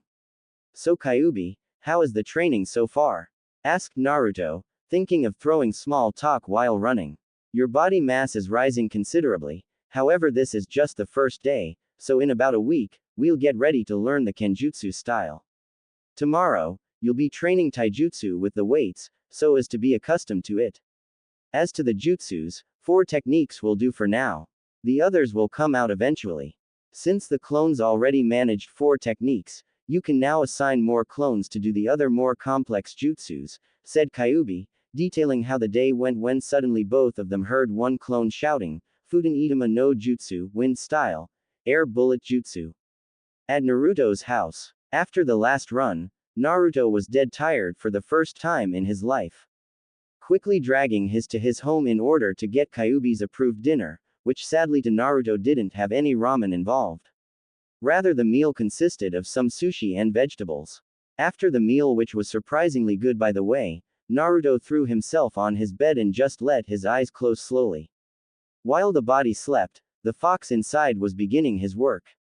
Every time Naruto rested, he would heal the strain in his muscles so that Naruto wouldn't need to wait a while before continuing training again. 1 week later, upon returning to his apartment after a long day training, Naruto was amazed about how much he was able to learn in 1 week by utilizing the Kage Bunshin style of training. Naruto's ninjutsu increased exponentially, since Naruto managed to make the last one called Futen Suido no Tatsumaki, wind style, tornado tunnel jutsu, so he was able to make all the 12 techniques listed so far, 13 if he was to add the Futen Rasengan. Now concerning his body structure, he grew up a few inches and was slightly ripped with muscles being quite visible at eye. Taijutsu with weights were a good thing, since in time Naruto managed to do some precise katas. Tomorrow, it would be Kenjutsu time and Naruto was eager to finally be able to use the katana properly. Once again drifting to sleep, Naruto was suddenly awake by the fox, calling his name. Before you go to sleep, I believe you must know that I will be teaching you Kaden ninjutsu theory and some fire techniques as well, said the fox, earning a scowl from Naruto and him mumbling quietly, am I supposed to be sleeping or not, thought Naruto, to which Kyuubi responded with a smile. Of course you'll be sleeping, imbecile meatbag. The only difference would be I teaching your brain, Kaden ninjutsu, so that tomorrow, while you learn Kenjutsu, your clones will be performing Kaden techniques, said the fox, to which Naruto nodded and quickly closed his eyes sleeping. Okay, then, now that he's asleep, let's implant some memories about the jutsus I'd about to teach him. Kyuubi was impressed to see that Naruto has some strong lungs, which could gather lots of air for combustion, therefore, being able to learn the most difficult and most dangerous techniques. Meanwhile with Shikamaru, along the week, Shikamaru thought a lot about the blonde Jinchuriki. During the week, Team 10 did a couple of C-ranked missions, since they didn't have Asuma with them anymore. During this time, Shikamaru managed to reach a conclusion about the blonde. While he knew Naruto wasn't a demon, he knew that the fox demon was residing inside of him. Thinking of the blonde's life with a demon trapped inside his body, Shikamaru wondered how Naruto remained sane. He knew that the blonde was an orphan, and being the host of a demon, Naruto could very well turn up to be a demon. However, in all his life, Shikamaru just couldn't imagine Naruto doing something akin to a demon. Quite on the contrary, the blonde always wanted to protect everyone and become the Hokage. Nevertheless, he remembered what Kakashi said about a lot of people hating Naruto because of this and wondered if people blamed him for what the fox did back then. Right now, Shikamaru was relaxing at his household's garden and staring at the clouds. Suddenly, a shadow appeared behind him. Nara Shikako was in a lot of ways an older Shikamaru, however the look on his face right now was dead serious and Shikamaru rarely saw that look. Shika, we need to talk, said Shikako, before kneeling down next to his son. Shikamaru, Kakashi-san told me that you unraveled one of Konoha's most prized secrets, said Shikako, to which Shikamaru snorted since he knew what his father wanted to talk about. It took me quite some time, but I managed to know. What I don't know, though, is why all of you lied to me about the Kyuubi being defeated, asked Shikamaru strangely casual. The Nara clan never raised a finger towards Naruto, however they had to comply with the Sandame's law. When the Kyuubi was trapped inside Naruto-kun, the Sandame Hokage was afraid that people would try harming Naruto, on the hopes of hurting the demon. So, he issued a law stating death penalty for those who regarded Naruto as being a demon. However, while no one could regard him as such, the people of Konoha simply treated him like trash, beating him, cursing at him. And before you ask, none of the Nara clan ever raised a finger at the boy. However, we didn't do anything towards helping the boy either. The Kyuubi killed a lot of people: sons, husbands, wives, parents. In the end, Naruto ended up being the village's scapegoat. I have to say, though, for him to do what he did at Asuma's funeral, took a lot of guts out of him. I oftentimes wondered why the Yondaime chose Naruto to become the vessel of such demon, but now after seeing his resolve, I couldn't think of anyone else to fit such role better than him, said Shikako, confusing Shikamaru at the last part. Why you say that? Asked the Nara Chunin. After so many injustices, so much hardship in his life, he still has the guts to acknowledge his situation and assume all responsibility for what happened almost 16 years ago. The Yondaime was pure genius, said Shikako, although consciously missing the fact that he was talking about father and son, but that was an ever bigger secret than the Kyuubi's. After hearing his father, Shikamaru smiled at the prospect of actually getting to know the real Naruto, not the hyperactive knucklehead that the blonde appeared to be. Training ground number 43. Damn it, Naruto, use your muscles, said the fox, after seeing Naruto attacking with the sword. For some time now, Naruto started training his kenjutsu style and he was finding it hard to control his arm muscles while fighting. The secret of the technique was to use the muscles when attacking or defending, empowering the strikes, and when he was analyzing the opponent, that was the time for muscle relaxation. Quit screaming, damn fox. I can hear you without the shouting, said Naruto before kneeling on the ground, requesting for rest, to which the fox complied and he turned to see the clones struggling to learn Kaiden ninjutsu.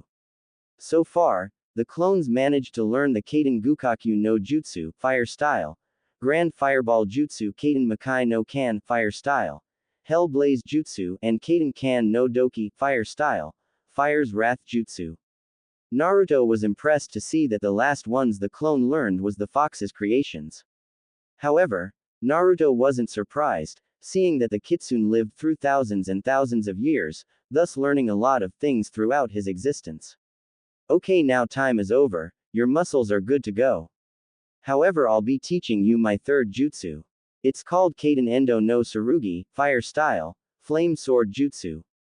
It consists of channeling Kaiden chakra at the blade, transforming it into a fire-type katana, similar in a way to applying Fuden chakra and making the blade sharper. With this technique, no one will try to attack you and will be extra cautious to defend as well, said the fox, to which Naruto nodded and started focusing the necessary amount of the fox's chakra and start channeling Kaiden chakra. How do you know the metal won't melt? Asked the blonde, to which the fox answered like it was plainly obvious. I know a good sword when I see one, said the kitsune, making Naruto sweat drop at possibly melting his sword, thus having to buy another one.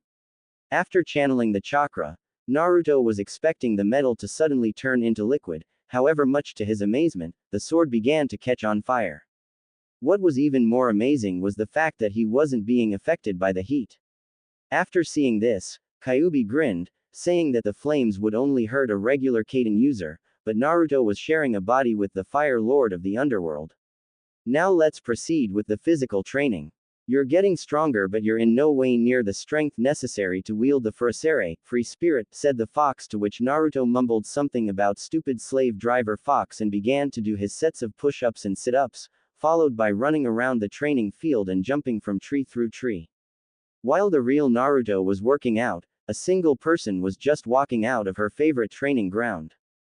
Few actually knew, but the second part of the Chunin exam was held at the Forest of Death simply because Mitarashi Anko was the proctor of such event.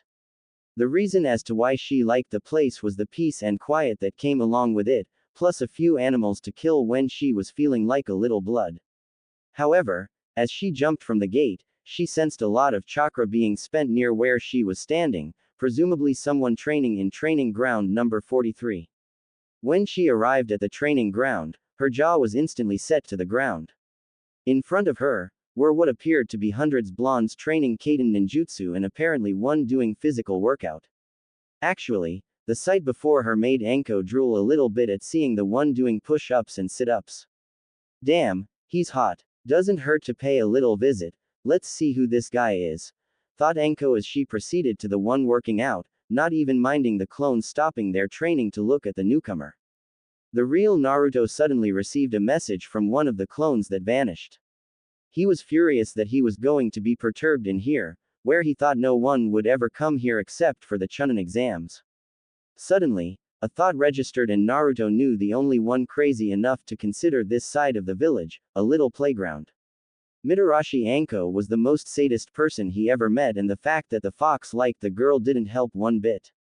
There were times when Naruto would dream that he and Anko was inside the training ground number 44 aka Forest of Death, doing naughty stuff together, and only now he knew that it was the damn fox delaying images inside his head, just for his amusement. Anko, for her part, as she approached the person, was beginning to recognize the face features. However, the one she knew that contained whisker marks wasn't supposed to be this big as of yet. Even though 3 years have passed ever since she laid eyes on the obnoxious brat, it just wasn't possible for him to grow so much. As she arrived near him, she realized she was drooling for a 15-year-old.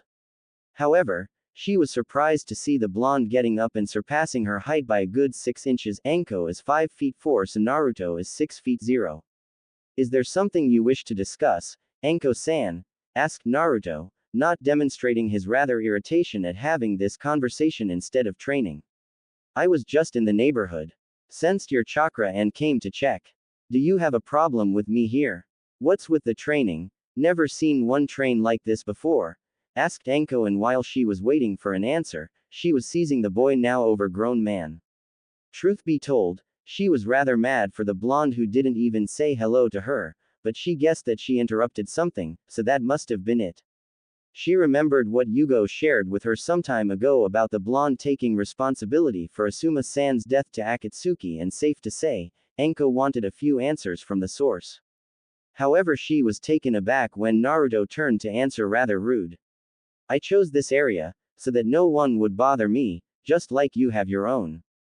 Now, as to the training, I happen to have quite a lot of chakra to spend, said Naruto, to which Anko scowled at him. Truth be told, she liked the tranquility at the Forest of Death, so like the blonde, she would be furious if someone interrupted her. However, being accused of doing the opposite, she was pissed to say the least. Okay, I get it, so you're saying I got in the way of your train. Oh, I guess I did it, didn't I? My bad, said Anko, after she looked around and noticed that hundreds of Naruto were looking at her. Seeing that Naruto wasn't training anymore, he dismissed the clones one by one until all their memory came to him and he sent near the tree he was in. Of course, while he was looking at the snake mistress, Kyuubi was behaving like an animal in heat, making Naruto be rather uncomfortable. Would you stop that, you damn fox? She's human and you're a goddamn fox, thought Naruto out loud, to which the fox responded. I'll stop as soon as you get in bed with her. Besides, I can take the shape of a man and start doing stuff to her that you even began to dream about, mumbled the fox, to which Naruto scowled and started paying attention at the real world. If you want to know about my training, just know that what the Cage Bunshin learns, the real one will receive his memory after he is dispelled, said Naruto, to which Anko sat by his side. Oh yes, Kakashi's invention. Say, why you are sweating so much? Not that I'm complaining about it, said Anko, to which Naruto appeared inside his mindscape and blamed the fox for the images inside his head. It only got worse, though, when Kyuubi advised for Naruto to tell her the truth. To say Naruto was uncomfortable now, it would be an understatement. He was having trouble to control such lust, and if he told Anko that the fox has the hots for her, he knew she would jump at his neck instantly. What the hell? At least this will go away. Mind you readers that he isn't gay, he just hates perverts. Anko-san called Naruto, as his breathing was becoming agitated from the huge lust and the sudden response from his hormones because of the pictures inside his head. Anko for her part was confused on what was going on. First Naruto starts sweating and now she could smell the lust leaking out of his body, thus affecting her as well. Why, Naruto-san? Asked Anko almost on the verge of exploding, to which Naruto turned to explain their current situation.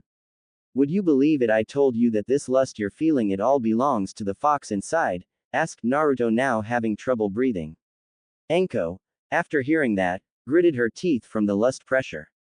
Of course no human would be this horny, and certainly not Naruto, who openly cursed the perverted Sannin from peeping at the women. Why, is the fox doing this? Asked Anko, now believing more than anything. Veer, since we met you, he has been doing this from time to time. I don't know what to do to control such urge, said Naruto before suddenly he heard moaning coming from Anko, worsening the situation even more if that was possible. Anko for her part was impressed with the boy's resolve against becoming a pervert. Being able to control this urge for 3 whole years and not jump at nearly any female in front of him was a feat on its own. However, she didn't have that kind of control, and it was unlikely that she would get rid of this feeling anytime soon, so she'd help the blonde with this. Naruto-kun, I doubt that we could control this urge. It's best to just go along with the flow, said Anko before moaning louder. Naruto for his part, because of his increased sense of smell, could sense Anko's pheromones reaching volcano temperatures. However, after a whole 3 years of this, only a gay wouldn't be fazed about it.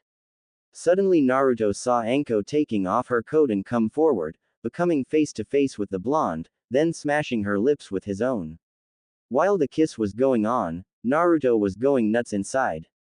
He thought that with this, the situation would be solved, but now Kyuubi was out of control and he feared for Anko's life. Right now, Anko was on top of him, madly kissing him while using her hands to massage his arms and chest. Suddenly, Anko felt something beginning to grow downstairs, and instantly, her lust was increased. Instantly, with one free hand, she began massaging Naruto's with intense. Aren't we excited? What would you like to do with this firm one here? Asked Anko, not even waiting for Naruto to answer, before kissing him once again and then take off her fishnet clothes that happened to be the only piece of clothing separating Naruto from her. After Naruto saw all sense of control he had until now vanished literally. Therefore, he attacked Anko's with his mouth, sucking them dry, making Anko cry in pleasure. Truth be told, she was having hard times controlling her orgasm after Naruto's stunt. Suddenly when Naruto's free hand started to massage her downstairs, she convulsed. Anko Mitarashi was what could say a proud woman, and thus losing to someone is not something she enjoys. Therefore, after taking the time to feel the bliss that came with the orgasm, Anko woke up, yanked Naruto's pants off with force and started sucking Naruto's with intensity. Meanwhile, the fox inside of Naruto was smiling deviously at his successful plan. He knew that his host had a thing against perverts, however that didn't mean he couldn't have. Therefore, he began sending images of Anko to his mind and increases the body temperature in hopes of breaking the boy's control. Back to Anko and Naruto. Naruto was losing control of his orgasm while Anko was sucking every inch of his firm member. He had to hand to the girl, not only a good kunoichi, but also quite skilled at the RTS. Anko, for her part, was particularly enjoying the taste of his inside her mouth, however she was trapped by a sudden urge to feel his inside of her. Therefore, while on top of him, Anko took of the rest of her clothes and just put his member inside of her. To say Anko was enjoying, it would be an understatement. After each thrust, Anko was becoming more and more aroused. And when she looked at Naruto's face, she bends her body close to his face in order to smash her lips with his own as well as keeping the penetration. Naruto for his part was quite impressed to see that the snake mistress was enjoying his strong thrusts inside of her. He couldn't control the power of the thrusts inside her and was afraid that he would hurt her, but the stronger the thrusts were the louder was her moaning for more. Therefore, when he moved forward to changing position, Anko didn't even hesitate and complied. Bending in all fours, Anko suddenly screamed in pleasure when Naruto putted his in with intensity. Anko happened to enjoy this position, since Naruto could pull her hair back and that was like a fetish to her. True to her fantasy, Naruto started pulling her hair while thrusting it inside with force. Oh god. That's it, Naruto-kun. Keep it up. I need more. Screamed Anko, already on the process of convulsion, to which Naruto responded by giving one deep thrust, reaching Anko's inner walls. After a few movements, Naruto and Anko were going at it with both of them almost on the verge of exploding.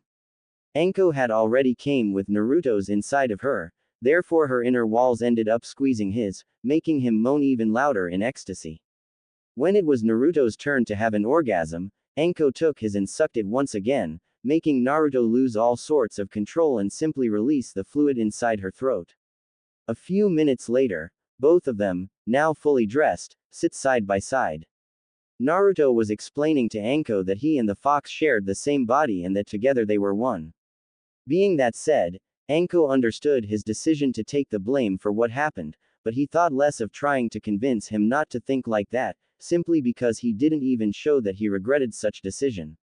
So, what are you going to do now? After what you've done, you can't stay here and wait for them to sudden praise you or something, asked Anko, to which Naruto nodded. I was never in need of recognition from them in the first place, and you're right, I can't stay here, but not because this village would hunt me down or something like that. The longer I stay here, the more people will be hurt by Akatsuki just so that they can get to me. So, I made a secret request to Hokage-sama to be instated as A, said Naruto, and whispered the name of the position close to Anko's ear so that no one would hear.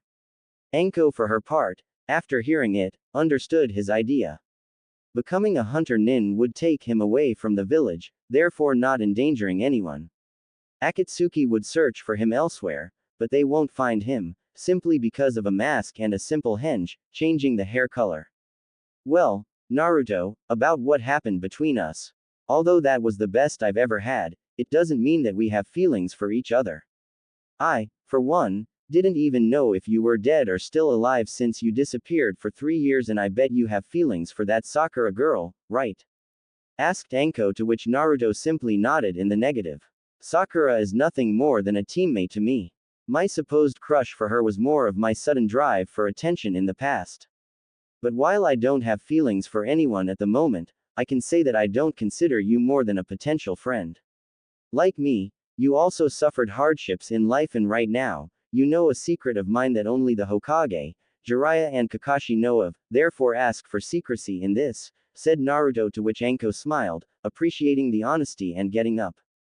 In all honesty, that happened simply because of the uncontrollable lust that surrounded the area, therefore while usually girls would be upset from the rejection, Anko was one to hate falsity, so she began respecting the blonde in front of her even more for his honesty. Good luck on your journey, Naruto.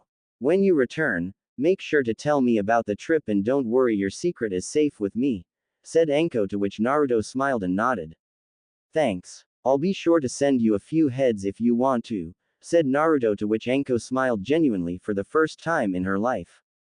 No thanks, I enjoy a little bit of blood, but not actual human flesh. I'll be hearing good things from you, Naruto. Just don't be greedy. I happen to know a few hunter nins that happened to be killed because they tried to capture Orochimaru or Itachi, said Anko, earning a nod from Naruto. Those will have to wait for the moment. I'm beginning with C-ranked missing nins for a while. After a while, I'll go to the B-ranked, therefore it's safe to say that S-ranked criminals will be the last of the list. I appreciate for the concern, though, said Naruto, earning a nod from Anko, who in turn smiled deviously out of sudden. And maybe we can have another go, when you and the fox are in need of a woman's touch, said Anko before walking away, leaving Naruto sitting there with a side expression on his face while Kyuubi smiled deeply inside his mindscape. Yep, indeed the most sadistic person alive, thought Naruto, to which the Kyuubi retorted, indeed she is, but that doesn't mean you didn't enjoy it, said the fox, making Naruto sigh. Stating the obvious, it has been almost a week after the whole interaction with Anko happened, and now Naruto was seen slashing imaginary opponents with his now blazed katana. At first, he thought that the heat generated from the sword would hurt him rather profusely. However, Kyuubi assured him that when Naruto uses its chakra, the fire won't consume his body, simply because of how Kyuubi's control over the fire element is. Suffice to say, Naruto was impressed at know that was the true Lord of Fire. Furthermore, Naruto was quickly learning the Huka Yakushin, fire-kenjutsu style and thus being able to wield the Furasere, free spirit, with ease now. After all, he not only got accustomed to the weights on his body but the katana's weight as well. Naruto, now that your kenjutsu training is done, we'll improve your ninjutsu part. I know that you already learned all the Fuden jutsus and all of the Kaden jutsus that I told you so far. But since you're going to be pretty much alone out there, you'll need to save as much chakra as you could. Therefore, chakra control exercise is vital. Now, summon 300 clones and divided them into 2 groups. One will practice tree walking and the other will go to the lake for water walking practice. You, on the other hand, will do a new exercise, said the fox, to which Naruto nodded and turned to summon the 2 groups. After he divided them and set each group for their specific tasks, he turned to listen to the exercise that the fox would relate to him. Now, you'll be practicing meditation. The theory is simple. By closing your eyes and focus on your inside, you can manage to feel your chakra flowing through your chakra coils.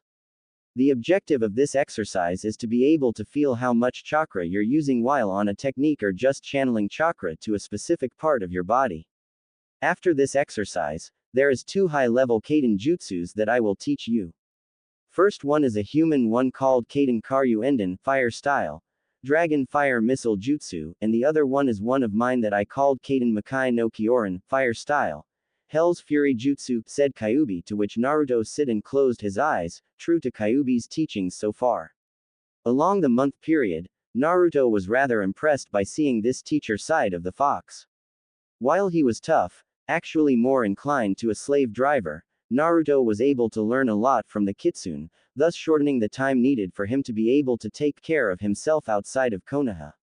While he closed his eyes, he began what the fox said about channeling chakra through specific parts of his body, thus trying to feel such a flow. After a while, Naruto had already tried every parts of his body in efforts of feeling the chakra flowing inside of him, but he wasn't lucky at all. So far, he couldn't see if he was channeling more or less of the chakra necessary, and that was frustrating. Kyuubi once told him that this exercise was more to test his patience while channeling chakra, since it would get him to understand things more clearly, without being driven by negative emotions. With Anko walking without a care in the world, among the streets of Konoha, Anko was heading towards her favorite restaurant in Konoha, the Dango store. Along the way, she wondered how she would have survived without being able to taste such pleasure in life. While she was walking, however, she noticed someone familiar coming from the opposite side of her and sighed at the person's sad expression on her face. Anko kind of sympathized with Kurenai, not because she lost someone dear to her, but simply from pain in general. Kurenai was somewhat of a friend to Anko, since she was the few amongst the ones from their generation that never mistreated Anko because of what Orochimaru did to Konoha.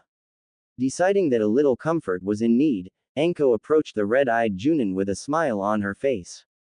"Ohio, Kurenai," shouted Anko, greeting to which the woman smiled and nodded in response. After a while of greetings, Anko offered an invitation to eat some dango, to which Kurenai accepted. So right now, both of them, having already ordered their respective plates, settled down in a table. Kurenai was still looking down, clearly mourning over her lover's death, while Anko was trying to come up with something for conversation purposes. "So, how is your team?" asked Anko, clearly throwing conversation away, and even more clearly it was that Kurenai wasn't on the mood to be talking about Team 8. "Sorry Anko, since it happened, I haven't seen them yet. Hokage-sama assigned a temporary replacement for me, so they are out on missions. Other than that I don't know much," said Kurenai, without even bothering to look at Anko's face. However, as Anko was about to ask another question, Nara Shikamaru entered the place and spotted the 2 kunoichis and the look on Kurenai's face at the death of his sensei.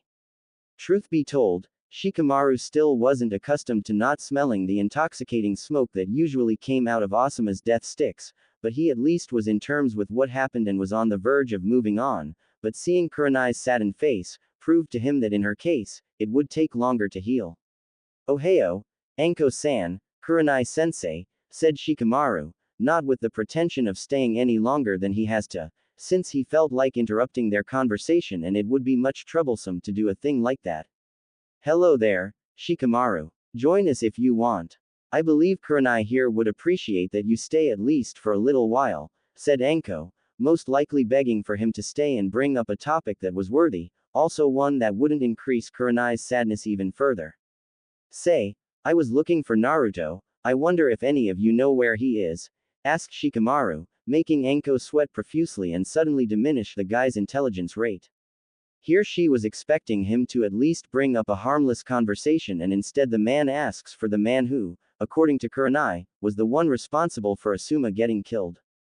True to her worries, Kurenai clenched her fists at the sudden name and would attack Shikamaru had his shadow wouldn't appear and hold the woman's punch.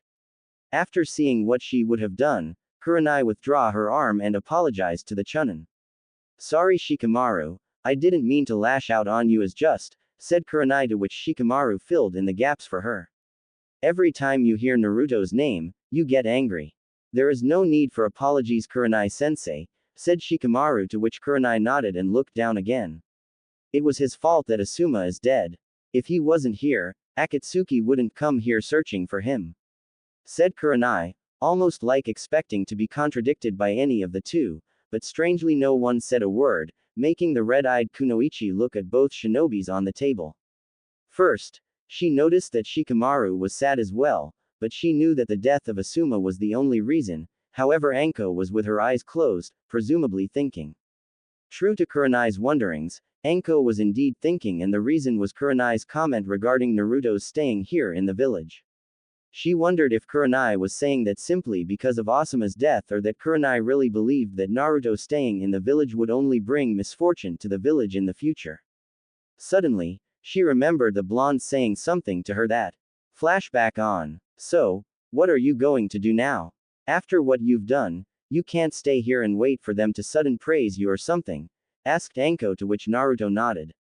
I was never in need of recognition from them in the first place, and you're right, I can't stay here, but not because this village would hunt me down or something like that. The longer I stay here, the more people will be hurt by Akatsuki just so that they can get to me. Flashback off. Naruto, no matter how much suffering you've been through in your life, no matter how much adversity you overcame, still you have to bear the burden of forever being Konoha's scapegoat. Such is the life of a Jinchuriki such as yours. If I were to choose, I'd gladly committed suicide a long time ago. My congrats to your will for living, and I hope that the villagers and Kurenai will eventually stop blaming you for what happened, thought Anko as she looked at Kurenai one more time, before saying all that she needed to say. Do not worry anymore Kurenai, you'll never see his face ever again, said Anko before lifting from her chair and leaving Kurenai and Shikamaru looking at her trench coat. Shikamaru for his part was intrigued by what Anko said. He knew that Naruto wouldn't abandon the village, simply because he wouldn't stand as low as the Uchiha traitor. However, why would no one ever see his face again? A mask perhaps, thought Shikamaru, wondering that Naruto's face would be forever hidden by him using a mask. So that meant that either he entered the Anbu program or he was listed as a hunter nin. Knowing that such doubt wouldn't solve the mystery that is Uzumaki Naruto, Shikamaru turned to address Kurenai that he was supposed to meet his father, to which Kurenai nodded and bid him goodbye. After Shikamaru left, Kurenai got to think about what Anko said for a moment. Since her interaction with Naruto at the funeral, Kurenai was getting more and more convinced that the blonde would be better off gone from Konoha even before he was born. Of course, she knew, deep inside, that she began to think about him as being the one to blame, because of Asuma getting killed. Kurenai never viewed the boy as being a demon. Actually, she even found her student Hinata's crush on Naruto to be actually cute. However, at the funeral, Kurenai was in turmoil over Asuma dying, so yet again Naruto was used as her scapegoat for her frustrations. Kurenai remembered all of the interactions that she so far had with the boy. Out of few times she got in contact with him, However, what caused the most affect on her consideration of the boy was the time he helped save Yakumo for her inner demon. At the time, Yakumo was trapped inside her own mind, trying to understand what really happened that killed her parents. In the end, Kurenai was able to wake Yakumo up by using Naruto's life as an example. At the time, she actually respected the boy from keeping the fox demon at bay and even be able to endure the hatred of the villagers and even some shinobis who happened to lose their family. But now that Kurenai lost her family supposedly because of Naruto, Kurenai simply changed her whole idea of who was Uzumaki Naruto and blamed everything on him. She remembered seeing Naruto's eyes that moment at the funeral and she was able to see guilt all over his face. Now that she recollected the events, she was able to see that the blonde was assuming all the blame for Asuma's death, without even worrying about the consequences of such act. After that, when he offered her the opportunity to take revenge from Asuma's death, he was simply abandoning his will to live only for her to take revenge from her husband's death. But why would he do something like that? If I decided to go through at the time, I would have killed him for sure. Would he let me do it? Thought Kurenai as she was done eating and just playing with the remaining food. Suddenly, thoughts of Anko saying that she wouldn't see Naruto's face ever again, made her wonder what would that supposed to mean. Kurenai knew that Anbu was recruiting talented individuals to join their forces, but as much as Naruto grew, she knew that he wasn't prepared to become an Anbu. Even more, since he was still a genin. So, that would remain the second ninja profession that required the usage of a mask. Oh no, he's going to become a hunter nin, isn't he? He is going to leave the village. My god, is this all my fault? Thought Kurenai. Reaching to a conclusion, Kurenai got up from the restaurant, paid for the bill and went towards finding the blonde for a little conversation. Looking at the mask that he was going to be wearing, Naruto was remembering when the leader of the Hunter Nin program, aka his new boss, appeared this morning. A tall man wearing a Hunter Nin mask and black overcoat approached the area where he was supposed to meet his new recruit. According to the Hokage, this person was talented and would be a fine addition to his program. Therefore, he approached the training ground at first to gauge this Uzumaki Naruto's abilities. He wasn't surprised by seeing what appeared to be 100 clones of the blonde, practicing Kaden ninjutsu while one of them was swinging a katana. After a while of watching and pretty satisfied, he approached the one holding the katana and presented himself. Hello there, Uzumaki Naruto, greeted the man, to whom the real Naruto stopped swinging the sword and turned to look at the tall man wearing a Hunter Nin mask. Naruto knew that today he would be receiving his gears and Hunter Nin material. Therefore he wasn't surprised to see a Hunter Nin in front of him. Hello, do I know you? How do you know my name? Asked Naruto just for the man to present himself without the need of saying anything wrong. The name is of no relevance to you, soldier. Now, I got words from Hokage-sama, that you wish to become a Hunter Nin, and Althea told me the reason as to why you want to become one. I for one don't care about it.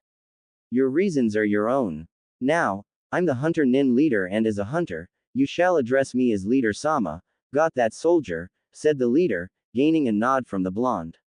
Okay, now here is your mask and an updated bingo book of Konoha's missing nin so far, as well as a book consisting of missing ninjas across the elemental countries. Your job is to hunt only Konoha's missing nin. However, should you eventually capture missing nins from other countries, you'll need to go there and collect the bounty on said person. Now, regarding our missing nins, since you can't come and go here every time you collect a head, we'll have to establish a connection between you and the Hunter Nin station here in Konoha, said the leader, to which Naruto nodded and proceeded with his idea for a link of communication. Leader Sama, I already thought of a possible link between us. I'll summon Toad summon Gamakichi and he'll be responsible for establishing a line of communication between us, said Naruto. That's fine. Now, you'll need to change your clothes if you want to survive out there. While you're wearing black, you're also wearing orange, therefore it's safe to say that you'd be a sitting duck out there. So, before you start tomorrow, shop for another piece of clothing, preferably black, that won't give away your position. Now, good luck out there, said the man, before vanishing and leaving Naruto alone on the field to think about it. Flashback off. Putting his mask on, Naruto got up and dispelled the clones one by one until memories of the last jutsu he would be learning entered his mind. The Hell's Wrath Jutsu was considered high level and Naruto would need at least 2 taels worth of Kyuubi to do this technique, so it would be like a last resort kind of jutsu. After that, Naruto left the training ground, heading for his house. On the way, Naruto was surprised to see that no one recognized him with the mask on. Therefore 1 and 1 from the rookie 9 passed through him and no one knew that it was him. Sakura, Ino, Hinata, Tenten, Neji, Lee, Choji, Kiba, Shino, no one could spot the blonde when the mask was on. Seeing this, Naruto sighed realizing that his path has began and thus, his past life ended. Upon arrival at his house, he saw the last person that would pay him a visit. Yui Kurenai was there sitting in front of his door, waiting for him to arrive. Naruto wondered if the woman would take his offer and strike his heart with a kunai. Getting ready, he approached the door with his mask still on, thus attracting the woman's attention. Kurenai for her part, saw the blonde already with the Hunter Nin mask on and sighed, hoping that she wasn't too late to do what she intended to do. When Naruto stopped in front of her, Kurenai gasped at the sudden growth. She remembered at the funeral, that Naruto was barely bigger than Kiba's size, but now Naruto apparently was bigger by 2 sizes, thus showing that he must have been training non-stop to achieve this form. Also, Kurenai managed to see the katana strapped on his back and also knew that he didn't use one until now.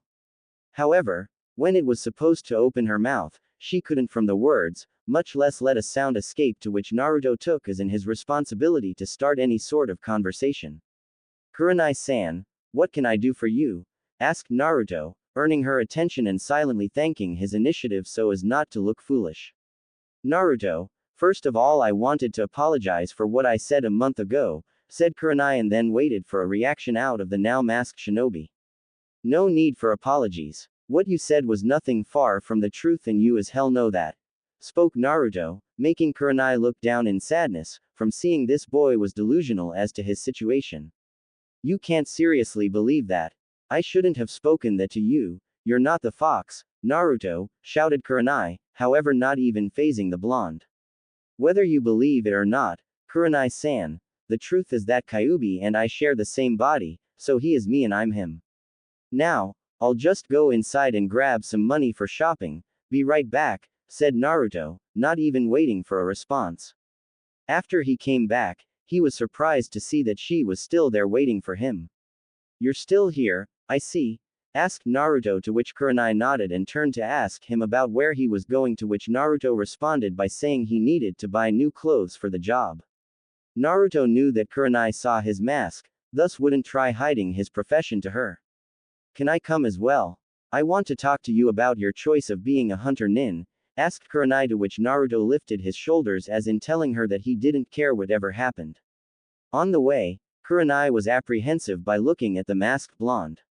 As a child, she had lots of nightmares concerning that mask and now here she was seeing what looked like a bright young man, actually starting to scare her a lot. Naruto, why did you become a hunter nin? Asked Kurenai while walking side by side with the big blonde. Naruto for his part didn't trust her enough to relate his actual reasons as well as the fact that he didn't want anyone trying to dissuade him out of it, so he simply gave her a vague response. Decided to give it a try. Who knows, maybe I can find my vocation, said Naruto, not even bothering to turn his head to face the woman, much to her annoyance. You don't know what it means to be a hunter nin, being a hunter nin is tough, said Kurenai, trying to dissuade him out of it, much to Naruto's annoyance this time. I didn't know you were a hunter nin before, Kurenai-san, since you know what it is to be one, then. Now, I'm going inside to buy some black clothes for me, you can come if you so wish to, said Naruto, to which Kurenai was already fuming at the boy's ability to piss her off. Careful Naruto, you are pissing her off. While I enjoy seeing that face on people, you wouldn't like to be on her bad side, said Kyuubi, to which Naruto started to talk inside his head. My answers are serving a purpose. Getting her pissed at me will stop her from trying to dissuade me from leaving, thought Naruto as he entered the shop and went to the clothes section, while seeing the face of anger displayed by the Junin. Kurenai, for her part, decided to breathe a little bit and forget about the blonde's attempt of pissing her off. After that, she began to scan the blonde's choice of clothes.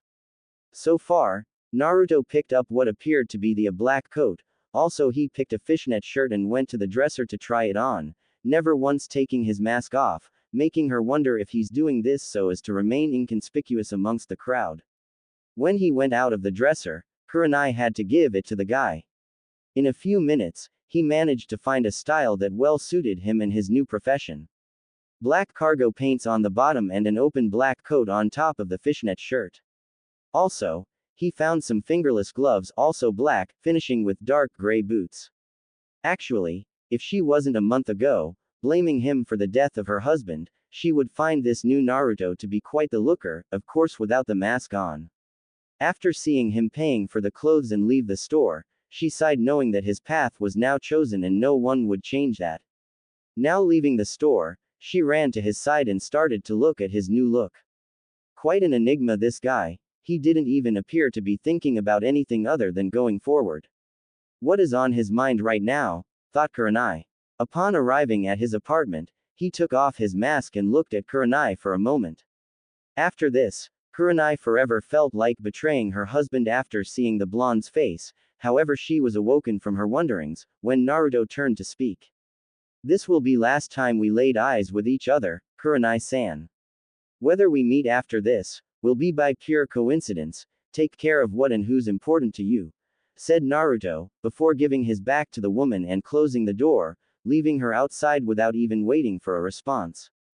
Truth be told, she was appalled by what she said, but then she knew that he was simply stating the truth of the matter. Hunter Nins were hard to be seen since they traveled constantly and when they were inside the village, they used masks so it was impossible for them to meet again outside of pure coincidence. Kurenai also was happy to hear what he said for last.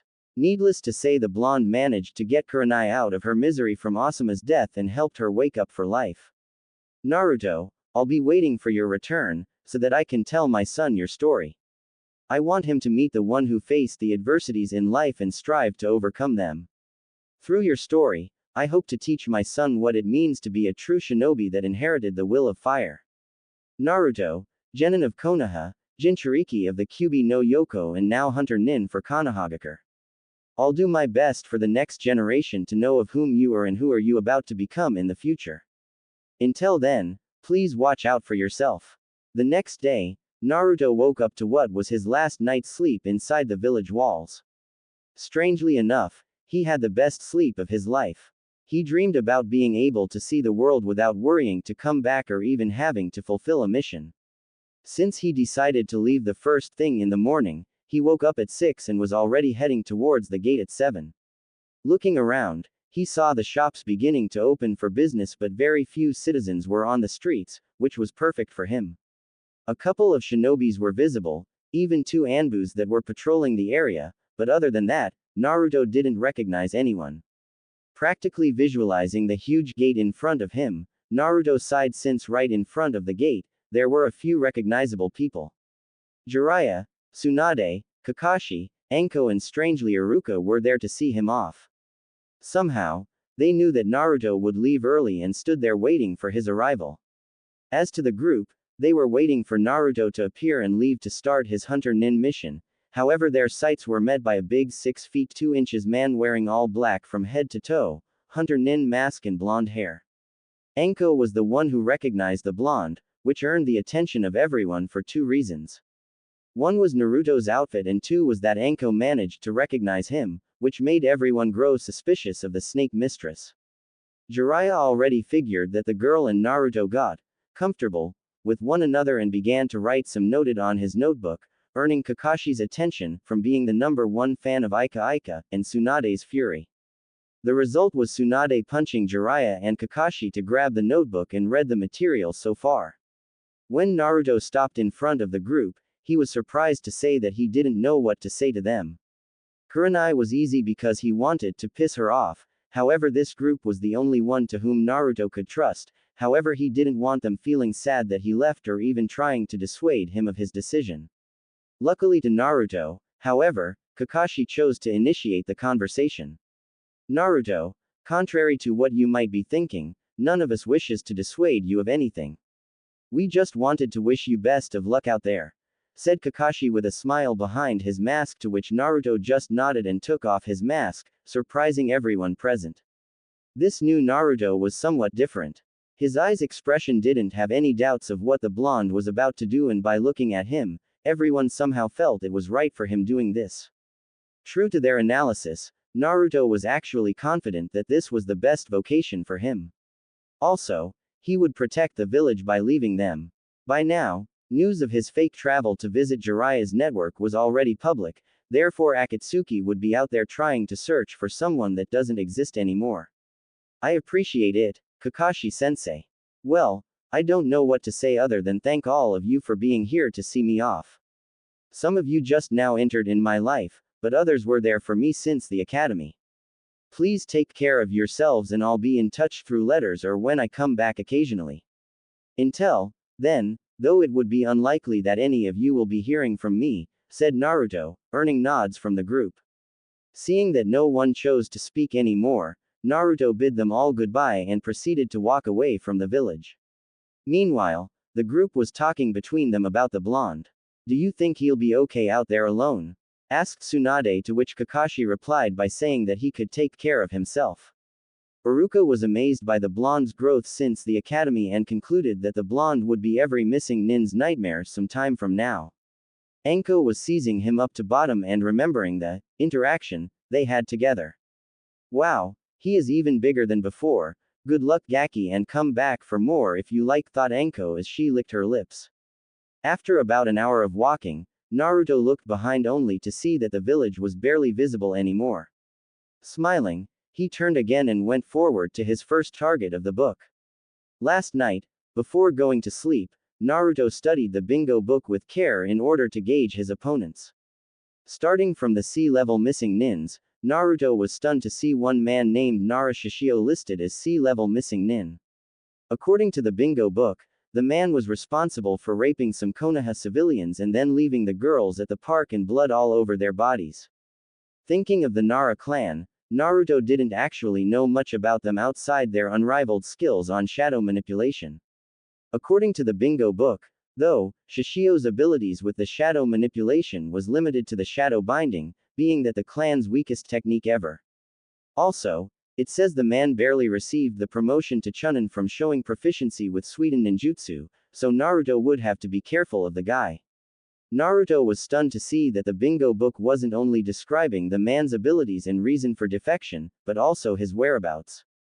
According to the book, Shishio was found near the border between Wave and Fire country. Apparently, he was residing in a village close to the border and it wouldn't take long to find him. Already on the move to Wave country, Naruto remembered his first trip to Wave country that took 2 days traveling. However, that time his team was walking since they were supposed to be escorting a civilian. Now jumping through trees, Naruto was remembering that particular mission and how ill his abilities were at the time. Not to mention how much you pissed your pants when the demon brothers attacked you, said Kyuubi on the verge of exploding himself in laughter upon imagining the scene, much to Naruto's discomfort. Please refrain from remembering me of moments such as these, okay? At least when Orochimaru was against me, I happened to put a good fight, thought Naruto, thus talking to the fox in his mindscape. If it weren't for me, you would have become snake food, back then, said Kyuubi, laughing his off right now, making Naruto wish to come inside the cage and shove a Rasenshuriken up Kyuubi's butt so as to teach a lesson. It was moments like these that Kyuubi showed his fun side, taunting Naruto and hearing his thoughts about it afterwards. Still, as Naruto traveled towards Wave Country, he couldn't help but think of the time ahead of him. He had Kyuubi to talk to, he could even summon Gamakichi for a little game, but other than that, he really didn't have anyone to talk to. Even worse was the fact that he couldn't mingle very much with others from fear that news of his whereabouts wouldn't be safe anymore. Putting his thought aside for the moment, Naruto focused on the battle ahead. Even though the man was considered a C-level missing nin, Naruto could very well get caught if he wasn't careful. After a while of traveling, Naruto suddenly heard a sound of woman screaming. Therefore, he went towards the source to see what was happening. Upon arrival, he suddenly clenched his fists in anger at the sight. According to his view from the tree, He could see his target forcing his way into what appeared a brunette civilian, since he couldn't see any headband. Also, no kunoichi would get caught like this, unless it was a group that kidnapped her. Mentally kicking himself in the gut from taking advantage of the raping, Naruto took 2 kunais from his pouch and carefully aimed against the neck of the shadow user. Little did Naruto know, however, that the girl was extremely familiar. Tsunami was visiting a couple of friends who were residing in the village closest to the border between Wave and Fire Country when this man captured her by using his shadow. No, she was forever cursing her existence as the man was literally taking advantage of her fragile strength. Tsunami was by no means naive about such a thing happening to her eventually, however, because of the peaceful times in Wave Country, now thanks to a team of Konoha ninjas, she thought she wouldn't have any trouble. However, when this Shishio character caught her, she was defenseless. As the man was sticking his inside of her hard, Tsunami was crying like she hadn't cried before in her life. Such an event would forever haunt her. It didn't help that the guy was laughing at her desperate cries of pain and anger. Suddenly, Tsunami heard a sound of knife-piercing flesh and turned to look at the aggressor who was already killed. Looking at the guy's neck, Tsunami almost shouted upon seeing 2 knives embedded against the man's neck, almost cutting his head off. Instantly, Tsunami picked whatever clothes remained and covered her body. She was trembling now in unconditional fear. Whoever did this would surely kill her as well. Suddenly, a big man wearing all black and a white mask landed in front of her and looked at the Nara clan member dead. "Serves you right, moron," said Naruto as he began to study to see if the man was truly dead before cutting his head off and burn the body.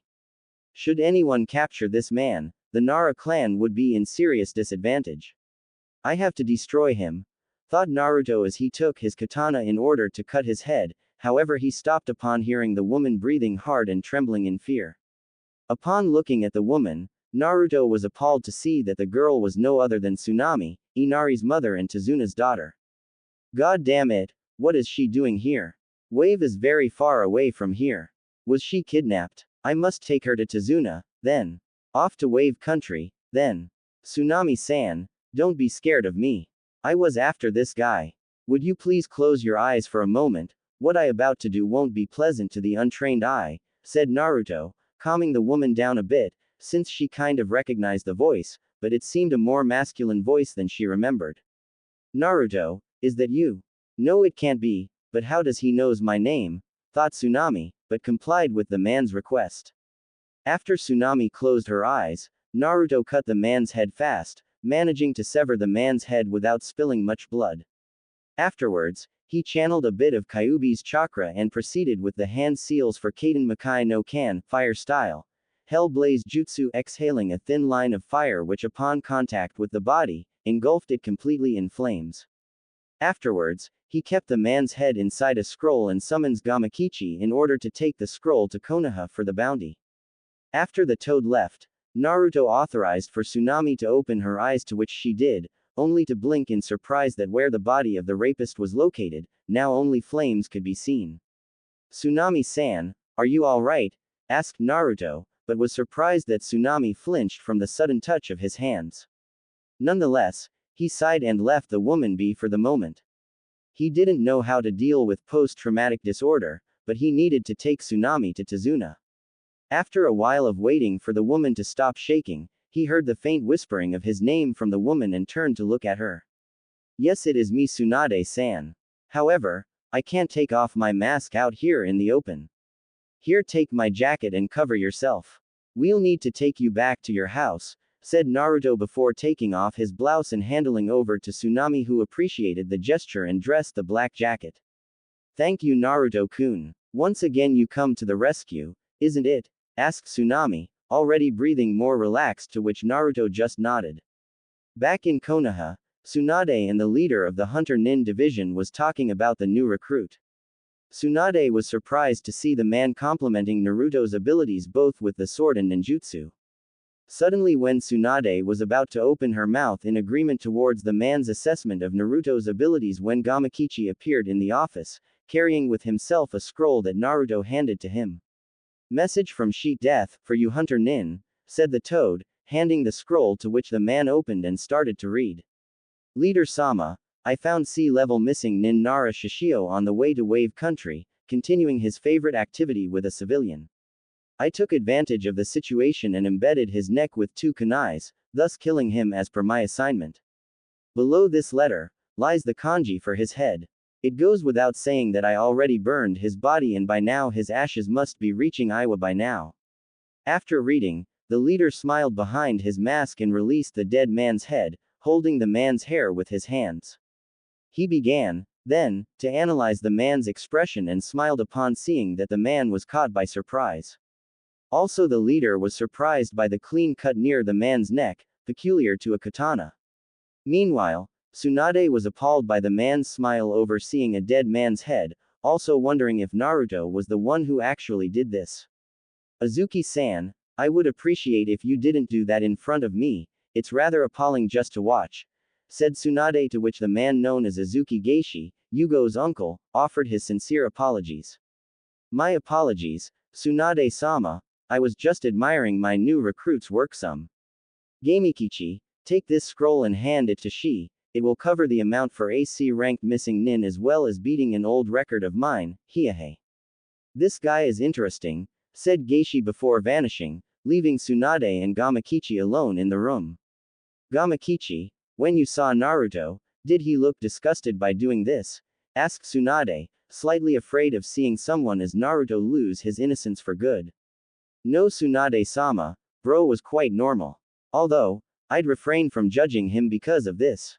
According to bro, this man was raping an old friend of his, so I believe what he did was just. Anyway, he must be waiting for me to arrive with the payment, said Gamakichi, to which Tsunade nodded and then the toad vanished, leaving the blonde Hokage alone. Naruto, you have to attain your level of humanity in order to come alive from this job.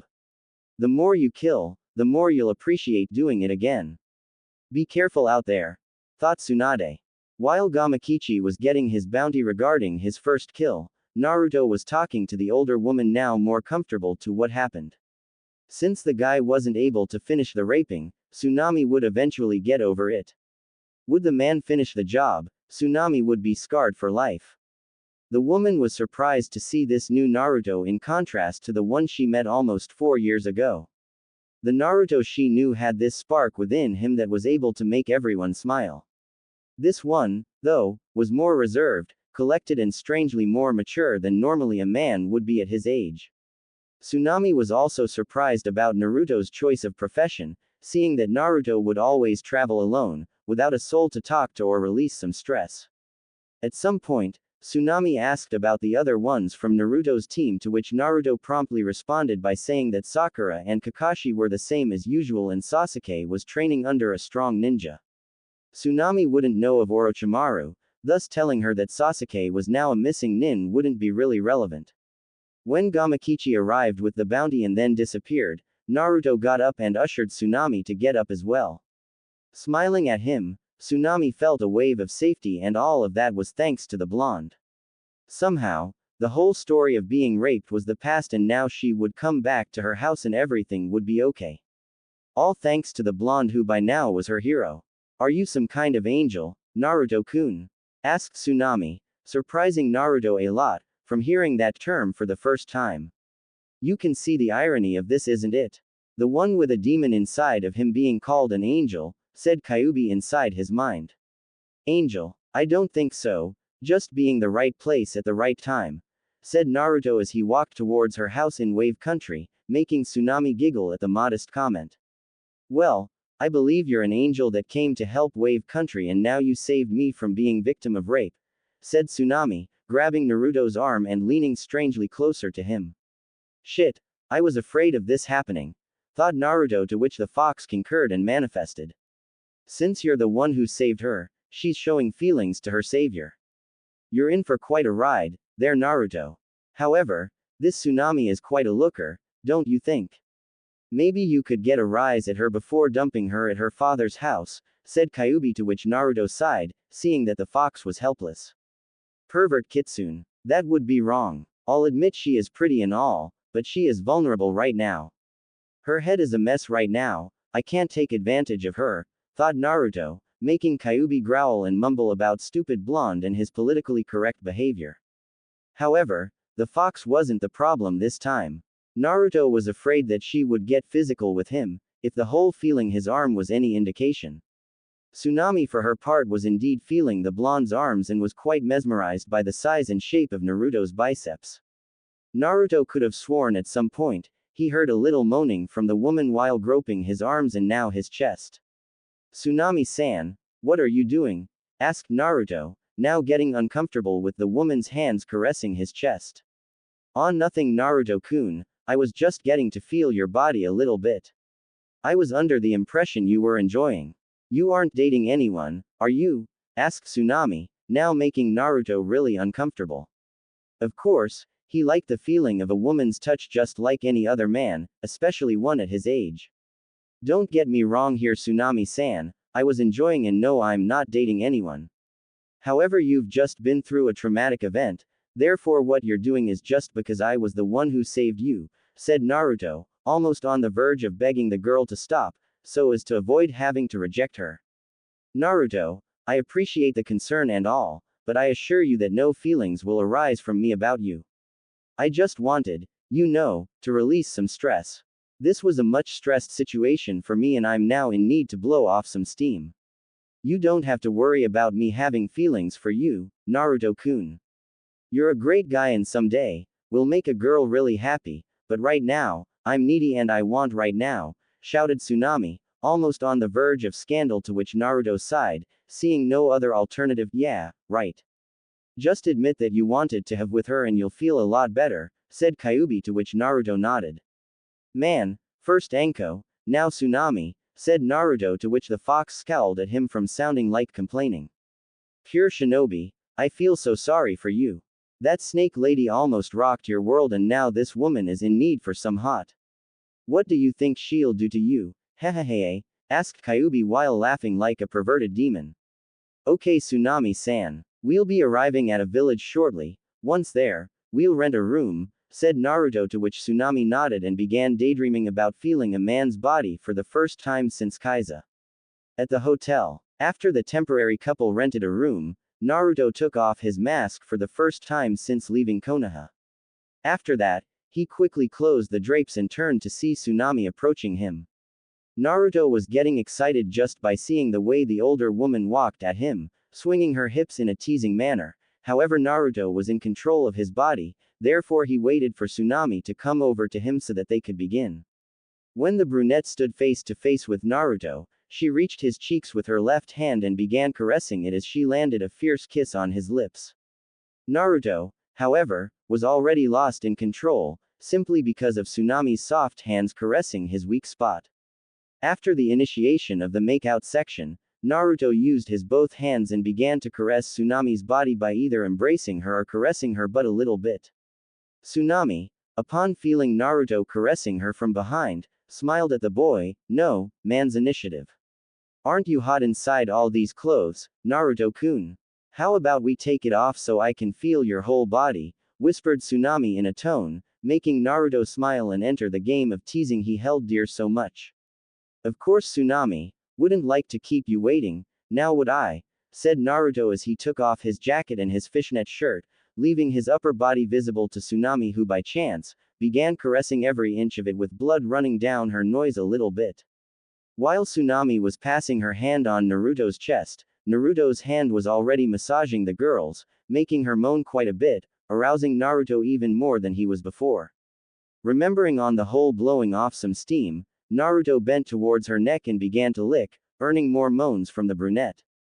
Not one to lose a teasing battle, Tsunami grabbed Naruto's hair and pulled it, sending his head up, leaving his neck wide open for attack. After she initiated the tongue sequence, Naruto pretty much lost control of his will. The way Tsunami was sucking his neck, Naruto was proud to say that he never felt better in his entire life. You like this, don't you Naruto-kun? You like how my tongue licks your entire body? Teased Tsunami, who in turn was thrilled to have such control on a man like Naruto. You know, if you ask nicely, I can do the same thing down there for you, said Tsunami before her hand grabbed Naruto's from outside the pants and began to massage it smoothly, making Naruto shiver in excitement and anticipation. That would be great, however I have something else to do first, whispered Naruto close to her ear and began to massage the area in which her was located, making Tsunami moan in excitement and also smiling at Naruto's experience. You know Tsunami, you are wearing way too many clothes. Care to take it all off? Said Naruto, to which the brunette complied and took her kimono off, leaving nothing on her body, making Naruto tremble in pleasure. Like what you say, I presume. So how about you, aren't you going to take it off? Said Tsunami, quietly hoping to see Naruto's heart emerge from his pants. However, Naruto said no with his finger and ushered the woman to lay down on the bed for what he was about to do to her. Not one to complain, Tsunami lay down and opened her legs, letting Naruto's tongue enter her inner walls. The result was Tsunami moaning and moaning, being the sound of it louder and louder by the second. After a while, Tsunami was grabbing Naruto's hair, while screaming his name in pure pleasure. Yes, continue, oh sweet Kami, this is wonderful, shouted Tsunami. However, she was taken aback when Naruto lifted her from the bed and laid down where she was. Calling for her to rest her at his mouth while sucking his at the same time, Tsunami was already touching herself in anticipation to Naruto's firm inside of her. Naruto found that Tsunami's tongue abilities were amazing, and while him was pleasuring her while licking her inner walls, Tsunami was doing a rather fine job sucking every inch of his.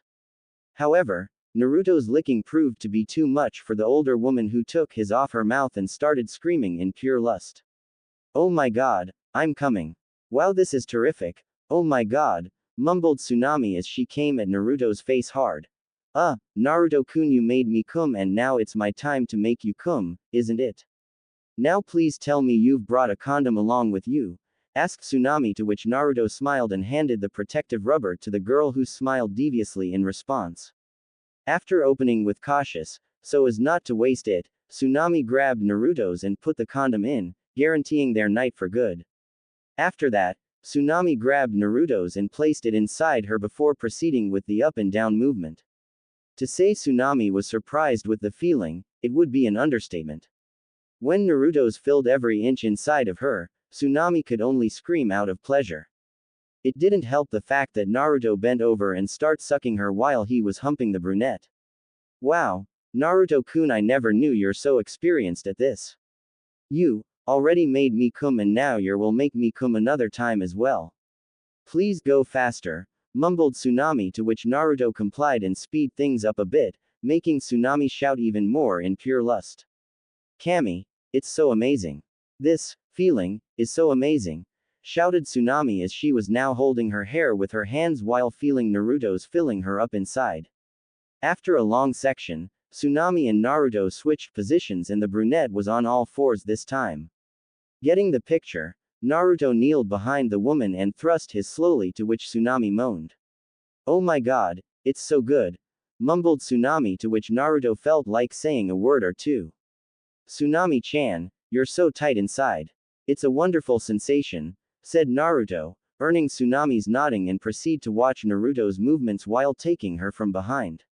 Tsunami, after a few of Naruto's insertions, was beginning to squeeze the sheets from barely able to hold her own against Naruto's. Oh sweet Kami, I'm coming again, shouted Tsunami as her inner walls squeezed Naruto's inside, making it difficult for him to hold his own, thus having to release the pressure inside the condom. It went without saying that Tsunami was indeed able to blow off some steam.